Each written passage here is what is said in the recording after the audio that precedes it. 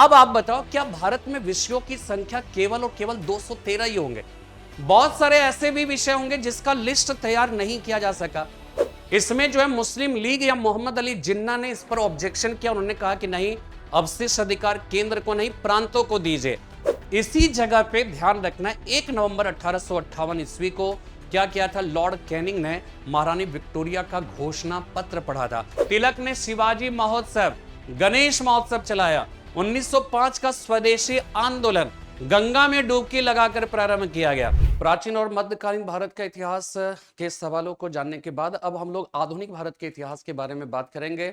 और जैसा कि आप सब इस बात को बेहतर तरीके से जानते होंगे, अगर प्रीवियस ईयर क्वेश्चंस आपने देखा होगा, उसका ट्रेंड का एनालिसिस किया होगा, तो आपने ये पाया होगा कि भारत के इतिहास से संबंधित जो सवाल पूछे जाते हैं उसमें सबसे ज्यादा मॉडर्न इंडिया से संबंधित सवाल होता है। और मॉडर्न इंडिया में भी सबसे ज्यादा सवाल जो है भारतीय राष्ट्रीय आंदोलन से संबंधित होता है। तो हम इसको दो कैटेगरी में बांटकर देख सकते हैं। एक तो भारतीय राष्ट्रीय कांग्रेस की स्थापना के पहले और भारतीय राष्ट्रीय कांग्रेस की स्थापना के बाद जो भारतीय राष्ट्रीय आंदोलन की शुरुआत होती है, फिर उसके बारे में एक अलग जो है सेक्शन में हम लोग सवालों को देखेंगे। तो चलिए आज हम सब जो है आधुनिक भारत के इतिहास से संबंधित जो है सवालों को देखते हैं और उन सवालों के माध्यम से हम सब आधुनिक भारत के इतिहास से संबंधित जो भी फैक्ट्स है, जो भी कॉन्सेप्ट है, उन सारे फैक्ट्स एंड कॉन्सेप्ट को प्रश्नों के आईने में समझने की कोशिश करेंगे। तो चलिए आज के सेशन का पहला सवाल है और वो सवाल है भारत के संवैधानिक विकास से। ठीक है, कॉन्स्टिट्यूशनल डेवलपमेंट। ये कॉन्स्टिट्यूशनल डेवलपमेंट आधुनिक भारत के इतिहास का एक ऐसा चैप्टर है जो भारत के संविधान में भी जो है आप कॉमन देखेंगे। यानी कि भारत का संविधान अगर आपने पढ़ा होगा तो वहां पर भी संवैधानिक विकास से संबंधित सवालों को देखा होगा। और निश्चित रूप से जब आधुनिक भारत के इतिहास की बात करते हैं तो यहां पर भी भारत के संवैधानिक विकास से संबंधित सवाल जो है पूछे जाते हैं। तो दोनों में या तो संविधान में पूछा जाएगा या फिर आधुनिक भारत के इतिहास में। तो आज के सेशन में हम लोग जो है आधुनिक भारत के इतिहास का जो पहला सवाल है, लेकिन ओवरऑल ये 46वां सवाल है, यानी कि 45 सवाल एंशिएंट और मेडिवल हिस्ट्री से था। तो पहला सवाल है, निम्नलिखित में से कौन रेगुलेटिंग एक्ट में दिए गए गवर्नर की काउंसिल का सदस्य नहीं था? ठीक है, क्लेवरिंग, कर्नल, मॉनसन, लिमिस्टर, रिचर्ड वारबेल। आप सब इस बात को बेहतर तरीके से जानते हैं कि जब हम बात करते हैं भारत के संवैधानिक विकास के बारे में, तो इसमें सबसे पहला जो अधिनियम आता है वो सबसे पहला है 1773 का रेगुलेटिंग एक्ट। ठीक है, 1773 का रेगुलेटिंग एक्ट। और संवैधानिक विकास का मतलब ये हो गया कि वर्तमान में जो हमारे देश का संविधान है, जो 26 जनवरी 1950 ईस्वी को लागू हुआ। ठीक है, भारत के संविधान के 16 ऐसे आर्टिकल्स थे। जब 26 नवंबर 1949 ईस्वी को हमारे देश के संविधान सभा ने जब संविधान को अंगीकृत, अधिनियमित, आत्मार्पित किया था, तो उसी दिन 395 आर्टिकल्स में से जो अत्यंत ही महत्वपूर्ण 16 आर्टिकल्स थे वो उसी दिन लागू हो गया था। लेकिन भारत का शेष जो संविधान था वो 26 जनवरी 1950 ईस्वी को लागू हुआ, भारत गणतंत्र बना। तो वर्तमान जो भारत का संविधान है उसके भी तो अपने अतीत होंगे, उसका भी अपना एक इतिहास होगा। तो अगर हम उसके इतिहास को खंगालें, अगर हम संवैधानिक विकास की बात करें, तो सबसे पहला जो अधिनियम इसमें आता है वो 1773 ईस्वी का रेगुलेटिंग एक्ट है। और ये रेगुलेटिंग एक्ट 1773 ईस्वी में पारित हुआ। और दूसरी इंपॉर्टेंट बात कि इसके अंतर्गत कुछ बहुत ही महत्वपूर्ण जो बातें थी, वो बात ये थी कि सबसे पहली बात कि इसमें जो गवर्नर ऑफ बंगाल था, इस गवर्नर ऑफ बंगाल को अब गवर्नर जनरल ऑफ बंगाल कहकर पुकारा जाने लगा। और इसके लिए क्या हुआ, 4 सदस्यीय एक परिषद का, एक काउंसिल का गठन किया गया, एक परिषद का गठन किया गया जो कि 4 सदस्यीय था। ठीक है, ये 4 सदस्यीय परिषद था। और इसके जो 4 सदस्य थे ना, वो 4 सदस्य कौन कौन से थे इस बात को ध्यान में रखना है। वो हो जाएगा फिलिप फ्रांसिस, 4 सदस्य में एक सदस्य हो गया फिलिप फ्रांसिस। ठीक है, फिलिप फ्रांसिस हो गया। इसके बाद क्लेवरिंग, इसके बाद हो जाएगा मॉनसेन हो जाएगा। और इसके बाद हो जाएगा वारबेल। ठीक है, ये 4 सदस्य थे, इस बात को ध्यान में रखना है। जबकि जब ये अधिनियम पारित हुआ उस समय बंगाल का जो गवर्नर था वो था वॉरेन हेस्टिंग्स। और वॉरेन हेस्टिंग्स का अगर शासनकाल देखेंगे तो इसका शासनकाल 1772 से 85 ईस्वी के बीच में था, ठीक है। और इसी के शासनकाल में 1773 का रेगुलेटिंग एक्ट आया और इसके अंतर्गत क्या हुआ कि गवर्नर ऑफ बंगाल जो है अब गवर्नर जनरल ऑफ बंगाल कहलाने लगा। इसका मतलब यह हो गया कि वॉरेन हेस्टिंग्स है बंगाल का अंतिम गवर्नर और बंगाल का पहला गवर्नर जनरल जो है वो कौन था, वॉरेन हेस्टिंग्स है। यानी वॉरेन हेस्टिंग्स के कार्यकाल को हम दो भागों में बांट सकते हैं, एक तो 1772 से 73 ईस्वी के बीच में और दूसरा है 1773 से 85 ईस्वी के बीच में। तो 1772 से 73 ईस्वी के बीच में इसने गवर्नर ऑफ बंगाल के रूप में शासन किया और 73 से 85 ईस्वी के बीच में इसने गवर्नर जनरल ऑफ बंगाल के रूप में शासन किया। और इस रूप में वॉरेन हेस्टिंग्स है बंगाल का अंतिम गवर्नर, जबकि बंगाल का पहला गवर्नर जनरल भी वॉरेन हेस्टिंग्स हो गया। और इसके सहयोग के लिए इसमें जिस परिषद का गठन किया गया उसके सदस्यों की संख्या 4 होनी थी और प्रथम 4 सदस्य जो थे वो फिलिप, फ्रांसिस, क्लेवरिंग, मॉन्सन और वॉर्बेल हो गए। इसके बाद देखेंगे इसी 1773 के रेगुलेटिंग एक्ट के अंतर्गत कलकत्ता में, ठीक है, अब तो कोलकाता कहलाता है, कलकत्ता में एक सुप्रीम कोर्ट की स्थापना की बात की गई, सुप्रीम कोर्ट। और यह सुप्रीम कोर्ट जो है कब स्थापित हुआ, 1774 ईस्वी में। यानी 1773 में इसका प्रावधान किया गया और 1774 ईस्वी में कलकत्ता में सुप्रीम कोर्ट की स्थापना की गई। और इसमें जो है एक चीफ जस्टिस होगा और वो पहला चीफ जस्टिस जो है वो कौन था, इलीजाह इम्पे इसका पहला चीफ जस्टिस था। और अदर जजेस जो है उसकी संख्या 3 थी, ठीक है, 3 थी। और वो कौन कौन सा, हाइड चैम्बर्स व लिमेस्टर, ठीक है, हाइड चैम्बर्स व लिमेस्टर, ये इसके 3 अन्य जो है वो क्या है कि जज थे। इस बात को ध्यान में रखना है और इसको शॉर्ट में याद करने के लिए ना HCl याद रखेगा, हाइड्रोक्लोरिक एसिड। तो एक प्रकार से क्या हुआ कि 1773 के रेगुलेटिंग एक्ट के अंतर्गत एक सुप्रीम कोर्ट की स्थापना की बात की गई। 1774 ईस्वी में कलकत्ता में सुप्रीम कोर्ट की स्थापना हुई। इसमें एक मुख्य न्यायाधीश, जो पहला मुख्य न्यायाधीश इलीजा इम्पे हो गए, 3 अन्य न्यायाधीश हो गए, हाइड चैम्बर्स व लिमेस्टर, ठीक है। इतनी बात आपको समझ में आ गई। तो इसी से रिलेटेड एक सवाल जो यहां पे पूछा गया वो सवाल ये है कि निम्नलिखित में से कौन रेगुलेटिंग एक्ट में दिए गए गवर्नर की काउंसिल का सदस्य नहीं था। क्लेवरिंग था, ठीक है, मॉन्सन भी हो गया, लिमेस्टर है ना, क्लेवरिंग, इसके बाद रिचर्ड वॉर्बेल, ये 3 हो जाएगा। लिमेस्टर जो है ध्यान रखना है कि ये सुप्रीम कोर्ट का जज था, इस बात को ध्यान में रखना है, सुप्रीम कोर्ट का जज था। बाकी और सब, यानी कि इसका सही आंसर होगा लिमेस्टर, जो कि वायसराय के काउंसिल का सदस्य नहीं था, इस बात को ध्यान में रखना है, ठीक है। बात समझ में आ गई ना। तो इसमें जो है जो सुप्रीम कोर्ट की स्थापना हुई थी उसमें एक मुख्य न्यायाधीश होने थे, 3 अन्य न्यायाधीश होना था। मुख्य न्यायाधीश जो पहला था वो इलीजा इम्पे, और जबकि हाइड चैम्बर्स व लिमेस्टर ये 3 अदर जजेज हो गए। जबकि वायसराय की काउंसिल में जो 4 सदस्य होने थे वो फिलिप, फ्रांसिस, क्लेवरिंग, मॉन्सन और वॉर्बेल हो गया, ठीक है। चलिए अब दूसरे सवाल पे आते हैं, संवैधानिक विकास से जुड़ा हुआ जो दूसरा सवाल है कि इंग्लिश ईस्ट इंडिया कंपनी,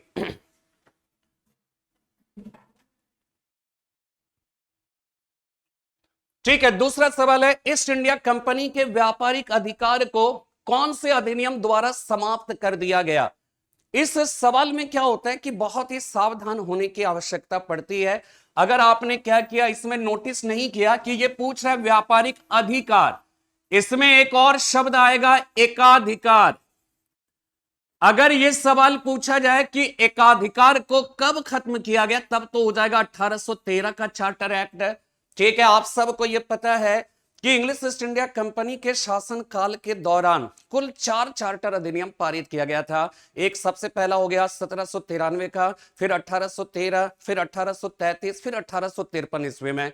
और 1813 का जो चार्टर अधिनियम था उस अधिनियम के अंतर्गत कहा जाता है कि इंग्लिश ईस्ट इंडिया कंपनी का जो व्यापारिक एकाधिकार भारत के संदर्भ में था उस व्यापारिक एकाधिकार को खत्म कर दिया गया।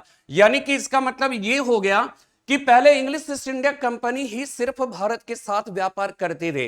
ब्रिटेन के अन्य कंपनियों को भारत में आने की अनुमति नहीं थी, भारत के साथ व्यापार करने की अनुमति नहीं थी। लेकिन इंडस्ट्रियल रिवॉल्यूशन जब ब्रिटेन में हुआ 18वीं शताब्दी के उत्तरार्ध में, तो वहां पे बहुत सारी नई नई कंपनियों का कह सकते हैं कि जन्म हुआ, और वो सारी कंपनियां ये चाहती थी कि इंग्लिश ईस्ट इंडिया कंपनी को भारत के साथ जो व्यापार करने का एकाधिकार प्राप्त हुआ है, उस एकाधिकार को खत्म किया जाए, ताकि वो सारी अन्य नई कंपनियां भी भारत के साथ व्यापार कर सके।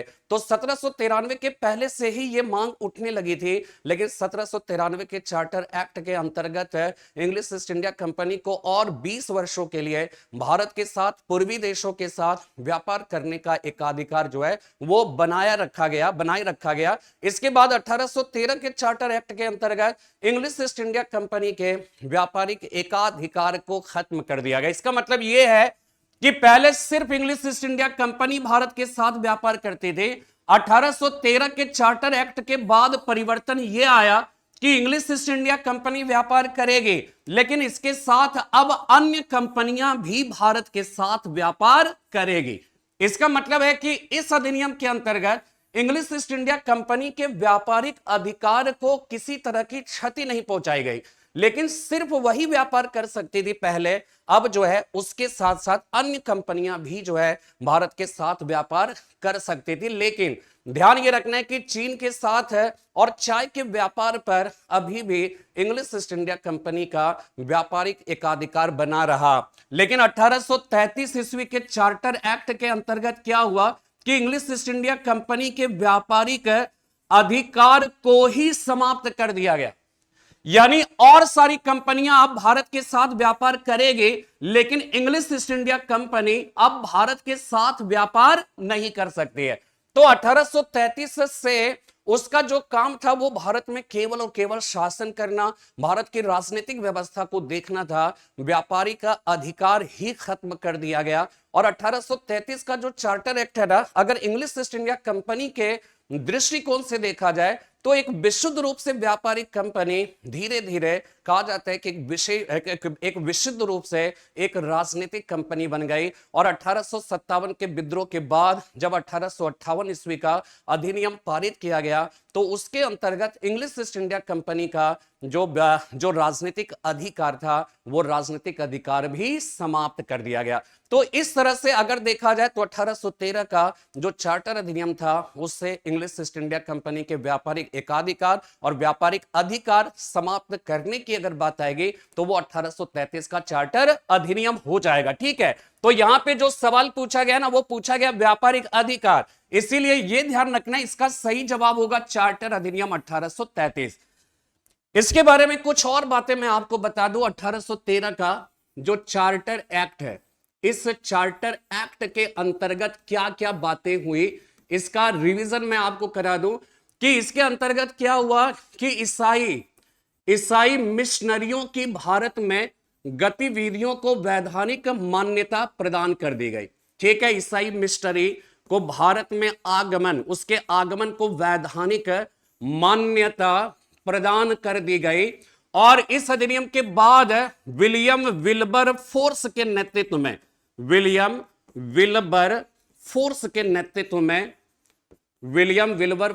नेतृत्व में ईसाई मिशनरियों का पहला दल भारत में आया था। इसके अंतर्गत इंग्लिश ईस्ट इंडिया कंपनी के व्यापारिक एकाधिकार को खत्म कर दिया गया। ठीक है, 1813 के चार्टर अधिनियम के अंतर्गत 1 लाख रुपए, ठीक है, 1 लाख रुपया भारत की शिक्षा पर खर्च करने की बात की गई थी 1813 के चार्टर अधिनियम के अंतर्गत। तो 1813 का चार्टर अधिनियम के अंतर्गत व्यापारिक एकाधिकार खत्म किया गया। चीन के साथ चाय के व्यापार पर अभी भी एकाधिकार बने रहने दिया गया। दूसरी इंपॉर्टेंट बात कि विलियम विल्बरफोर्स के नेतृत्व में ईसाई मिशनरियों का पहला दल भारत के अंदर आया। तीसरी इंपॉर्टेंट बात कि इसी अधिनियम के अंतर्गत 1813 के चार्टर एक्ट के अंतर्गत भारतीय शिक्षा पर 1 लाख रुपए खर्च करने की बात की गई। लेकिन एक बात ध्यान रखना है कि ये जो 1 लाख रुपए है ना, भारत के किस तरह की शिक्षा व्यवस्था पर खर्च किया जाए, इस पर एक लंबा विवाद चला। और वो जो विवाद है ना, उसे आंग्ल प्राच्य विवाद कहकर पुकारा जाता है। आप सब ने अगर भारतीय शिक्षा के विकास से संबंधित है अगर चैप्टर को पढ़ा होगा तो उसमें एक आंग्ल प्राच्य विवाद के बारे में आपने पढ़ा होगा। इसे जो है ना ओरिएंटल ऑक्सीडेंटल विवाद कहकर भी पुकारा जाता है। Oriental occidental. जो आंग्लवादी थे वो ये कहते थे कि 1 लाख रुपया का जो खर्च है वो भारत की शिक्षा पर किस तरह से खर्च किया जाए। तो वो ये चाहते थे कि साइंस जो ज्ञान विज्ञान की बातें उस पर खर्च किया जाए, पाश्चात्य जगत की जो ज्ञान विज्ञान की बातें हैं उस पर खर्च किया जाए, और दूसरी बात कि इंग्लिश भाषा के माध्यम से भारत में शिक्षा दी जाए, ये आंग्लवादी कहते थे। प्राच्यवादी ये कहते थे कि नहीं, भारतीय शिक्षा पे खर्च जो 1 लाख रुपए करनी है वो भारत के स्थानीय शिक्षा पे खर्च किया जाए और स्थानीय भाषाओं में शिक्षा दी जाए। और इन दोनों के बीच में विवाद हुआ, बहुत लंबा डिस्कशन चला और कहा जाता है कि अंततः आंग्लवादी जीत गए। और 1835 ईस्वी में उसमें लॉर्ड मैकाले की भूमिका बहुत ही महत्वपूर्ण रही, लॉर्ड विलियम बेंटिक की भी भूमिका बहुत ही महत्वपूर्ण। लॉर्ड मैकाले ये कहता था कि भारत की जो शिक्षा है या पूर्वी देशों की जो शिक्षा है वो बहुत ही पिछड़ी हुई है। ठीक है, इन्होंने कहा कि ये अवैज्ञानिक है, अतार्किक है। भारत जो एक सांप सपेरों का देश है, मदारियों का देश है, परलोक में रमे रहने वाला देश है। और यूरोप के जो है कहा जाता है कि उन्होंने लॉर्ड मैकाले का एक बहुत ही फेमस स्टेटमेंट है, और वो स्टेटमेंट ये है कि वो ये कहता था कि यूरोप के किसी एक पुस्तकालय के किसी एक अलमीरा के एक तह पर, ठीक है, एक अलमीरा के एक तह में रखी हुई जो किताबें हैं उसमें समाहित जो भी ज्ञान विज्ञान की बातें हैं पूर्वी देशों के समस्त ज्ञान विज्ञान की बातों पर भारी पड़ेगा। इसीलिए इनका यह कहना था कि स्थानीय जो भाषा है और साथ में जो स्थानीय ज्ञान की बातें हैं उन बातों में कुछ ऐसा है ही नहीं जिसे कि क्या किया जाए, जिसे शिक्षित है शिक्षा का केंद्र बनाया जाए। और इसी वजह से ये पाश्चात्य जगत के ज्ञान विज्ञान की बातों पर बल देना चाहते थे, और इस 1 लाख रुपए खर्च जिस भाषा पे करना चाहते थे वो इंग्लिश भाषा का माध्यम हो जाएगा। ठीक है, तो यहां पर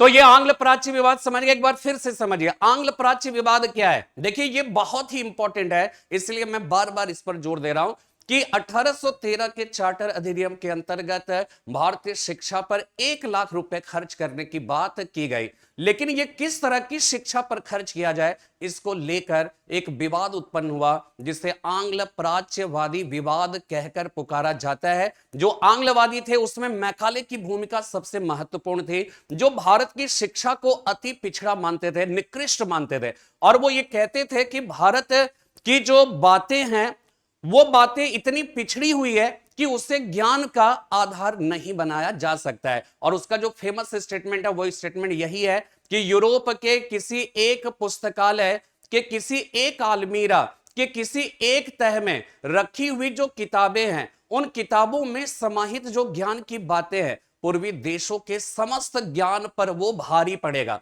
और वो इसलिए भी इंग्लिश भाषा की शिक्षा पर बल देना चाहते थे क्योंकि वो ब्राउन कलर का अंग्रेज पैदा करना चाहते थे। वो जो है अक्सर ये कहा करता था लॉर्ड मैकाले कि अंग्रेजी भाषा के प्रचार प्रसार से भारत के अंदर भारतीयों का एक ऐसा वर्ग तैयार होगा जो रंग और रूप से तो भारतीय होगा लेकिन वो कहीं ना कहीं अंग्रेजी भाषा या अंग्रेजी संस्कृति का पोषक होगा। ऐसे भारतीयों को वो ब्राउन कलर का अंग्रेज कहकर पुकारा जाता था। इसलिए कई बार ये सवाल पूछा जाता है कि इंग्लिश भाषा के प्रचार प्रसार का जो उद्देश्य था, जो मकसद था इंग्लिश ईस्ट इंडिया कंपनी का या अंग्रेजों का, उसका उद्देश्य क्या था? तो उसका उद्देश्य याद रखिएगा, एक तो सस्ता कलर पैदा करना, दूसरा उद्देश्य होगा कि भारत के अंदर ही जो है अंग्रेजी भाषा का पढ़ा लिखा एक ऐसे भारतीयों का वर्ग तैयार करना जो रंग और रूप में तो भारतीय होगा लेकिन वो भारत में अंग्रेजी या ब्रिटिश संस्कृति का पोषक होगा। तो ये जो है ध्यान रखना है। लेकिन प्राच्यवादी जो होंगे वो कहेंगे नहीं,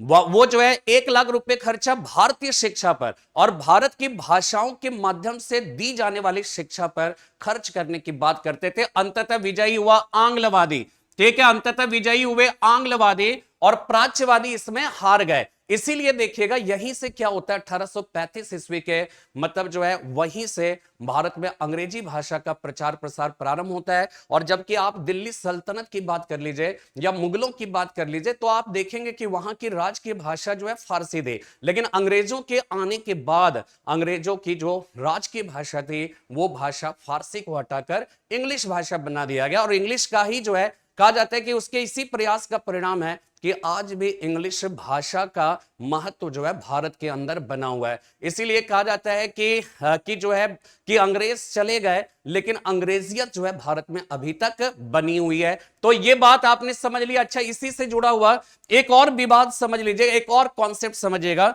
जिसको कहा जाता है अधोमुखी निस्यंदन का सिद्धांत। ठीक है, अधोमुखी निस्यंदन का सिद्धांत कहा जाता है, अधोमुखी निस्यंदन का सिद्धांत। ये बहुत ही इंपॉर्टेंट है, ठीक है, ये समझना। इसको इंग्लिश में कहेंगे downward filtration theory, downward filtration theory. इसका मतलब ये होता है कि इस पर भी विवाद हुआ था कि भाई 1 लाख रुपए इतना ज्यादा तो है नहीं कि हम सारे भारतीयों को शिक्षित कर देंगे, तो ये 1 लाख रुपए हम किस तरह के भारतीयों को शिक्षित बनाने में करेंगे। तो इनका कहना था कि हम गिने चुने लोगों को इस शिक्षा के दायरे में लाएंगे, उनको एजुकेट करेंगे, और जब वो एजुकेटेड होंगे ना तो उनसे ज्ञान की जो बातें हैं वो छन छन कर नीचे तक जाएगी, और फिर नीचे के जो भारतीय लोग हैं वो सारे भारतीय भी शिक्षित हो जाएंगे। जस्ट लाइक कि ये भारतीयों का कुछ वर्ग है, इन कुछ वर्गों पर इस 1 लाख रुपए खर्च किया जाएगा, और ये 1 लाख रुपए खर्च से जब ये शिक्षित हो जाएंगे तो इनके ज्ञान जो है वो छन छन कर नीचे आएगा, और आम लोग भी धीरे धीरे क्या हो जाएंगे, प्रशिक्षित हो जाएंगे, एजुकेटेड हो जाएंगे। इसी को डाउनवर्ड फिल्ट्रेशन थ्योरी कहकर पुकारा जाता है, इस बात को ध्यान में रखना। ठीक है, इसी तरह से 1833 के चार्टर एक्ट की बात करें तो इस चार्टर एक्ट के अंतर्गत क्या हुआ कि गवर्नर जनरल ऑफ बंगाल जो है ना वो अब क्या कहलाने लगा, गवर्नर जनरल ऑफ इंडिया कहलाने लगा। इस बात को ध्यान में रखना है। और यह अधिनियम किसके समय में पारित हुआ था, लॉर्ड विलियम बेंटिक के समय में, जिसका शासनकाल 1828 से 35 ईस्वी के बीच में था। यानी इसके शासनकाल को 2 भागों में हम बांट सकते हैं, एक तो 28 से 33 ईस्वी के बीच में, और दूसरा हो जाएगा 1833 से 35 ईस्वी के बीच में। 1828 से 33 ईस्वी के बीच में इसने गवर्नर जनरल ऑफ बंगाल के रूप में शासन किया, जबकि 1833 से 35 ईस्वी के बीच में इसने गवर्नर जनरल ऑफ इंडिया के रूप में शासन किया। तो आपने यहां पे देखा 1773 के रेगुलेटिंग एक्ट में आपने एक बात नोटिस किया कि वहां पर बंगाल के गवर्नर को बंगाल का गवर्नर जनरल कहा जाने लगा, और इस रूप में वॉरेन हेस्टिंग्स बंगाल का अंतिम गवर्नर और बंगाल का पहला गवर्नर जनरल बन गया। इसके बाद देखेंगे लॉर्ड विलियम बेंटिक, ये बंगाल का अंतिम गवर्नर जनरल और भारत का प्रथम गवर्नर जनरल हो जाता है। ठीक है, एक तो ये परिवर्तन हुआ। दूसरा, 1833 के चार्टर एक्ट के अंतर्गत इंग्लिश ईस्ट इंडिया कंपनी के व्यापारिक अधिकार को ही समाप्त कर दिया गया। तीसरी इंपॉर्टेंट बात कि 1833 ईस्वी के चार्टर अधिनियम के अंतर्गत भारत में एक समान कानून संहिता के निर्माण हेतु एक विधि आयोग के गठन की बात की गई, और इसकी अध्यक्षता जिसने की थी वो लॉर्ड मैकॉले ही थे। इस बात को ध्यान में रखना है। और 1833 के चार्टर अधिनियम के अंतर्गत यह बात भी कही गई कि धर्म, मूल, वंश, जाति, लिंग के आधार पर जो भेदभाव किया जाता है वो भेदभाव नहीं किया जाएगा। और इसी 1833 के चार्टर एक्ट के अंतर्गत भारत में दास प्रथा के समापन की भी घोषणा की गई। तो समापन की घोषणा जो है, ठीक है, अगर इसके समापन की घोषणा की बात की जाएगी तो 1833 के चार्टर एक्ट के अंतर्गत, और इस समय जो है भारत का वायसराय कौन हो जाएगा, भारत का गवर्नर जनरल कौन हो जाएगा, Lord William Bentinck. Lord William Bentinck. यानी कि अगर आपसे यह सवाल पूछा जाए कि भारत में दास प्रथा के समापन की घोषणा कब की गई, 1833 ईस्वी में, उस समय बंगाल का गवर्नर जनरल कौन था, लॉर्ड विलियम बेंटिक। लेकिन आप समझ जाइए घोषणा तो हो गई, लेकिन 10 साल लग गए भारत में दास प्रथा के समाप्त होने का। और कहा जाता है कि यहां पर 1843 ईस्वी में 1843 एडी में क्या हुआ कि दास प्रथा को फाइनली खत्म किया गया। और उस समय भारत का गवर्नर जनरल जो है वो कौन था? लॉर्ड एलन बरो। ठीक है, लॉर्ड एलन बरो। यानी इसका मतलब यह हो गया, जब घोषणा हुई दास प्रथा के समापन की, उस समय बंगाल का governor general Lord William Bentinck था। और जब 1843 ईस्वी में दास प्रथा को समाप्त किया गया, उस समय लॉर्ड एलन बरो जो है वो कौन था? भारत का गवर्नर जनरल था। यह बात याद रखिएगा, यह बहुत ही महत्वपूर्ण है। तो 1833 के चार्टर एक्ट के अंतर्गत ये सारी बातें की गई। ठीक है, तो ये क्लियर हो गया ना कि इंग्लिश ईस्ट इंडिया कंपनी के व्यापारिक अधिकार को किस अधिनियम? 1833 के चार्टर अधिनियम के अंतर्गत। ठीक है, चलिए नेक्स्ट सवाल है, 48 नंबर का सवाल है। सवाल है, निम्नलिखित में से कौन से अधिनियम के द्वारा अंग्रेजों ने भारत में सर्वप्रथम परोक्ष निर्वाचन प्रणाली की शुरुआत की? तो इसका सही जवाब होगा भारतीय परिषद अधिनियम 1892 एडी में। ध्यान यह रखना है कि यहां से ना सीमित रूप में इलेक्शन प्रारंभ हो गया था, यद्यपि इस अधिनियम के अंतर्गत कहीं पर भी निर्वाचन शब्द का प्रयोग नहीं किया गया था।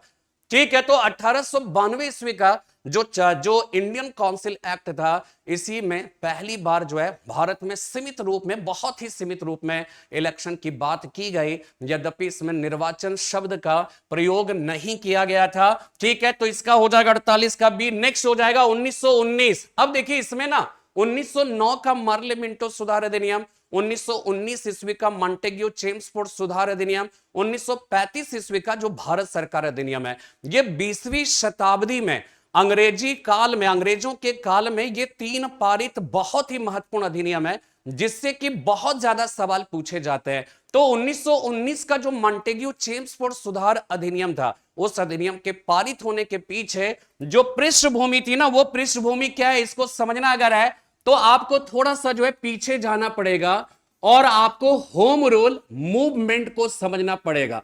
होम रूल जो मूवमेंट है ना, ये 1916 ईस्वी में चला था। किसके द्वारा? बाल गंगाधर तिलक और एनी बेसेंट के द्वारा। और इसका उद्देश्य क्या था? स्वशासन को हासिल करना। ठीक है, तिलक हो या एनी बेसेंट, उनका यह कहना था कि भारत जो है वो क्या है, हम भारतीयों का घर है, और हम भारतीयों का घर होने की वजह से भारत का शासन हम भारतीयों के द्वारा चलाया जाना चाहिए। यानी कि होम रूल आंदोलनकारी ने यह कहा कि ब्रिटिश शासन के अधीन रहते हुए भारत का जो शासन है वो शासन भारतीयों के द्वारा चलाया जाना चाहिए। यह बात जो है वो क्या है कि होम रूल मूवमेंट में कहा गया। तो यहां पर यह चीज ध्यान रखना है कि इसमें पूर्ण स्वराज्य की बात नहीं कह गई। होम रूल आंदोलन का उद्देश्य अंग्रेजों को भारत से खदेड़ने की बात नहीं की गई थी, या इसका उद्देश्य जो है भारत से अंग्रेजों को भगाना नहीं था। ब्रिटिश शासन के अधीन रहते हुए भारत के लिए स्वशासन को प्राप्त करना, यह होम रूल आंदोलन का उद्देश्य था। इसका परिणाम क्या हुआ? इसका परिणाम यह हुआ कि 20 अगस्त 1917 ईस्वी को ध्यान यह रखना है कि 20 अगस्त 1917 ईस्वी को, उस समय भारत सचिव थे लॉर्ड मॉन्टेग्यू। लॉर्ड मॉन्टेग्यू ने एक घोषणा की जिसे मॉन्टेग्यू घोषणा कहकर पुकारा जाता है, और चूंकि अगस्त में इसकी घोषणा की गई थी, इसीलिए इसे अगस्त घोषणा कहकर भी पुकारा जाता है। इस बात को ध्यान में रखना है। और इसमें मॉन्टेग्यू ने किस बात की घोषणा की? इस बात की घोषणा की कि ब्रिटिश सरकार की यह नीति है कि भारतीय प्रशासन में भारत की जनता को शामिल किया जाए और स्थानीय संस्थाओं का क्रमिक रूप से विकास किया जाए। यानी कि होम रूल आंदोलन में मांग क्या थी कि भारत का शासन भारतीयों के द्वारा चलाया जाना चाहिए। मॉन्टेग्यू ने अपनी इस घोषणा में यह कहा कि ब्रिटिश सरकार की यह नीति है कि भारतीय प्रशासन में भारत की जनता को शामिल किया जाए और स्थानीय संस्थाओं का क्रमिक रूप से विकास किया जाए। ये क्रमिक जो वर्ड है ना, इस वर्ड को ध्यान में रखना है कि ग्रेजुअली किया जाए। यानी कि मॉन्टेग्यू ने इस बात को स्वीकार किया कि हमारी नीति है कि भारतीय प्रशासन में भारत की जनता को शामिल किया जाए, लेकिन उन्होंने साथ में यह भी कहा कि हम एक साथ पूरा अधिकार नहीं दे देंगे, हम ग्रेजुअली या क्रमिक रूप से धीरे धीरे हम भारतीयों के हाथ में भारत का शासन जो है वो सौंपेंगे।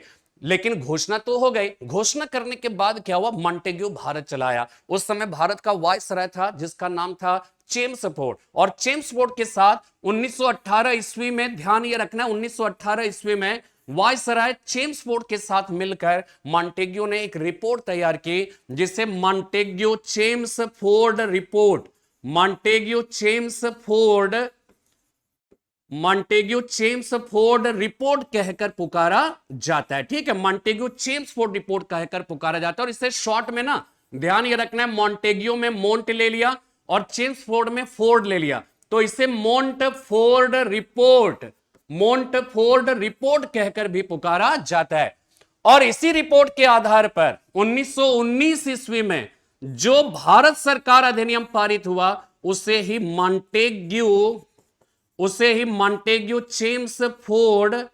मॉन्टेग्यू चेम्सफोर्ड सुधार अधिनियम कहकर पुकारा जाता है।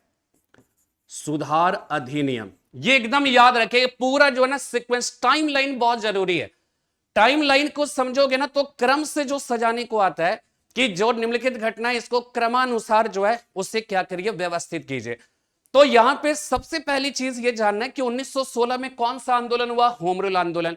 इसका उद्देश्य क्या था, स्वशासन को प्राप्त करना। इसका उद्देश्य क्या नहीं था, भारत की आजादी। इसका उद्देश्य क्या था, ब्रिटिश शासन के अधीन रहते हुए भारत के लिए स्वशासन को प्राप्त करना। जब यह आंदोलन चल रहा था तो ब्रिटिश सरकार ने क्या किया, एक ऐलान किया। और यह ऐलान कौन किया, उस समय का भारत का सचिव था, secretary of state for India, उस समय जो था वो कौन था, तो ध्यान रखना है मॉन्टेग्यू। और मॉन्टेग्यू ने, यानी भारत सचिव मॉन्टेग्यू ने इस बात का ऐलान किया, ठीक है, उसने इस बात का ऐलान किया कि ब्रिटिश सरकार की यह नीति है कि भारतीय प्रशासन में भारत की जनता को क्रमिक रूप से शामिल किया जाए।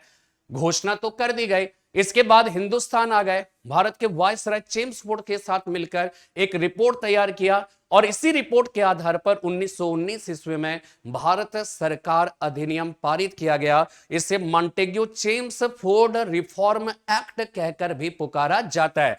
इसमें दो बातें बहुत ही इंपॉर्टेंट है जो आपको ध्यान में रखना है। ठीक है, सबसे पहली बात कि मॉन्टेग्यू चेम्सफोर्ड सुधार अधिनियम के अंतर्गत क्या हुआ ना, कि जो विषय थे, जो सब्जेक्ट्स है, उसको दो भागों में बांटा गया। एक केंद्र के लिए विषय रख दिया गया, एक प्रांतों का विषय। आपने सुना होगा भारत के संविधान की 7वीं अनुसूची के बारे में, ठीक है, 7th schedule of Indian constitution के बारे में आपने सुना होगा। सबसे पहली चीज कि ये 1919 ईस्वी का एक्ट है। इसके जो इंपॉर्टेंट प्रावधान है, सबसे पहला इंपॉर्टेंट प्रावधान इसका क्या हो जाएगा कि इसमें विषयों को दो भागों में बांटा गया, विषयों का बंटवारा। ठीक है, विषयों का बंटवारा किसमें किसमें किया गया, एक तो केंद्रीय सूची हो गया, केंद्र सूची हो गया, और दूसरा हो जाएगा प्रांतीय सूची, प्रांतों की सूची, प्रांतीय सूची। जैसे हमने आपको बताया वर्तमान भारत के संविधान में अगर उसके हिसाब से देखा जाए तो भारत में संघात्मक शासन की व्यवस्था है, फेडरल स्ट्रक्चर ऑफ गवर्नमेंट की व्यवस्था की गई है। इसके अंतर्गत क्या है कि विषयों का जो बंटवारा है वो संघ और राज्य के बीच में किया गया है। तो 7वीं अनुसूची जो भारत का संविधान है वो विषयों की सूची के बारे में बताता है। उसमें संघ लिस्ट, यूनियन लिस्ट हो गया, स्टेट लिस्ट हो गया, और उसमें एक कंकरेंट लिस्ट की भी बात की गई है। तो जिस तरह से विषयों का बंटवारा किया गया, इसका मतलब यह है कि संघ सूची में शामिल जो विषय है उस पर कानून केंद्र की संसद बनाएगा, राज्य सूची में शामिल विषय पर कानून राज्य की विधायिका बनाएगा। तो इसी तरह से यहां पर भी ऐसी ही बात की गई कि विषयों का पहली बार बंटवारा किया गया। यानी पहले क्या था ना कि सारे विषयों का शासन केंद्र ही करता था, लेकिन 1919 का जो अधिनियम था ये पहला ऐसा अधिनियम था जिसके अंतर्गत विषयों को दो भागों में बांटा गया। एक हो गया प्रांतीय सूची, दूसरा हो गया राज्य सूची। ठीक है, तो पहला परिवर्तन या पहली बात यह की गई। दूसरी इंपॉर्टेंट बात कि इसके अंतर्गत प्रांतों में द्वैध शासन, प्रांतों में द्वैध शासन लागू करने की बात की गई। इसी को हम कहते हैं डाई-आर्की, इसे ही डाई-आर्की भी कहा जाएगा, इसे ही डुअल गवर्नमेंट कहकर भी पुकारा जाएगा। तो प्रांतों में द्वैध शासन की जो बात है ये 1919 के अधिनियम के अंतर्गत किया गया। इसके अंतर्गत क्या है कि जो प्रांतीय सूची के विषय थे, इन विषयों को भी दो भागों में बांट दिया गया।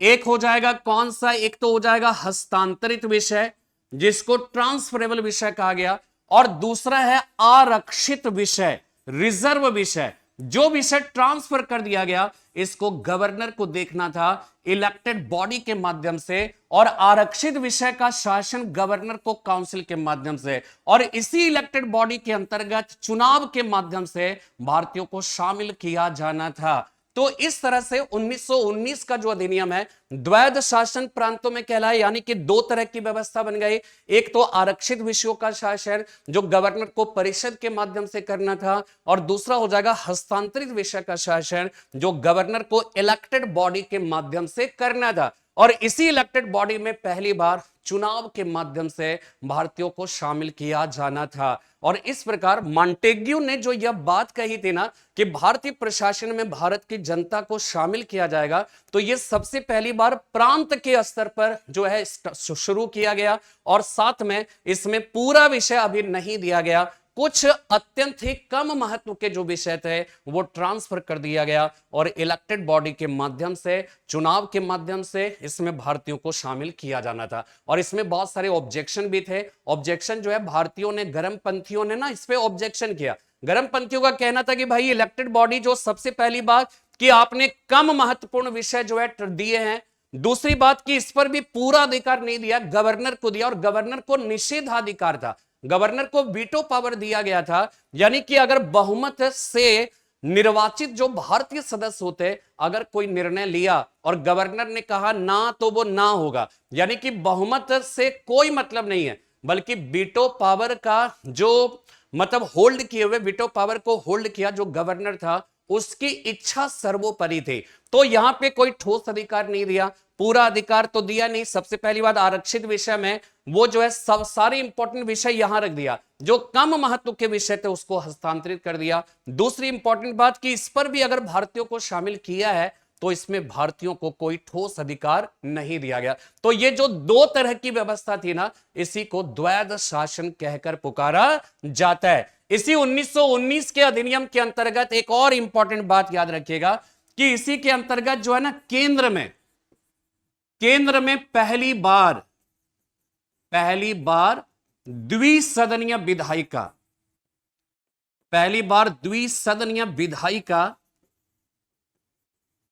जिसको हम कहते हैं टू हाउसेस लेजिस्लेचर, और इसे बाईकैमरल कहा जाता है। द्विसदनीय विधायिका, जैसे आज केंद्र में लोकसभा राज्यसभा है, तो अगर लोकसभा और राज्यसभा के इतिहास की जब बात की जाएगी तो जाहिर सी बात है कि 1919 के अधिनियम से प्रारंभ हुआ।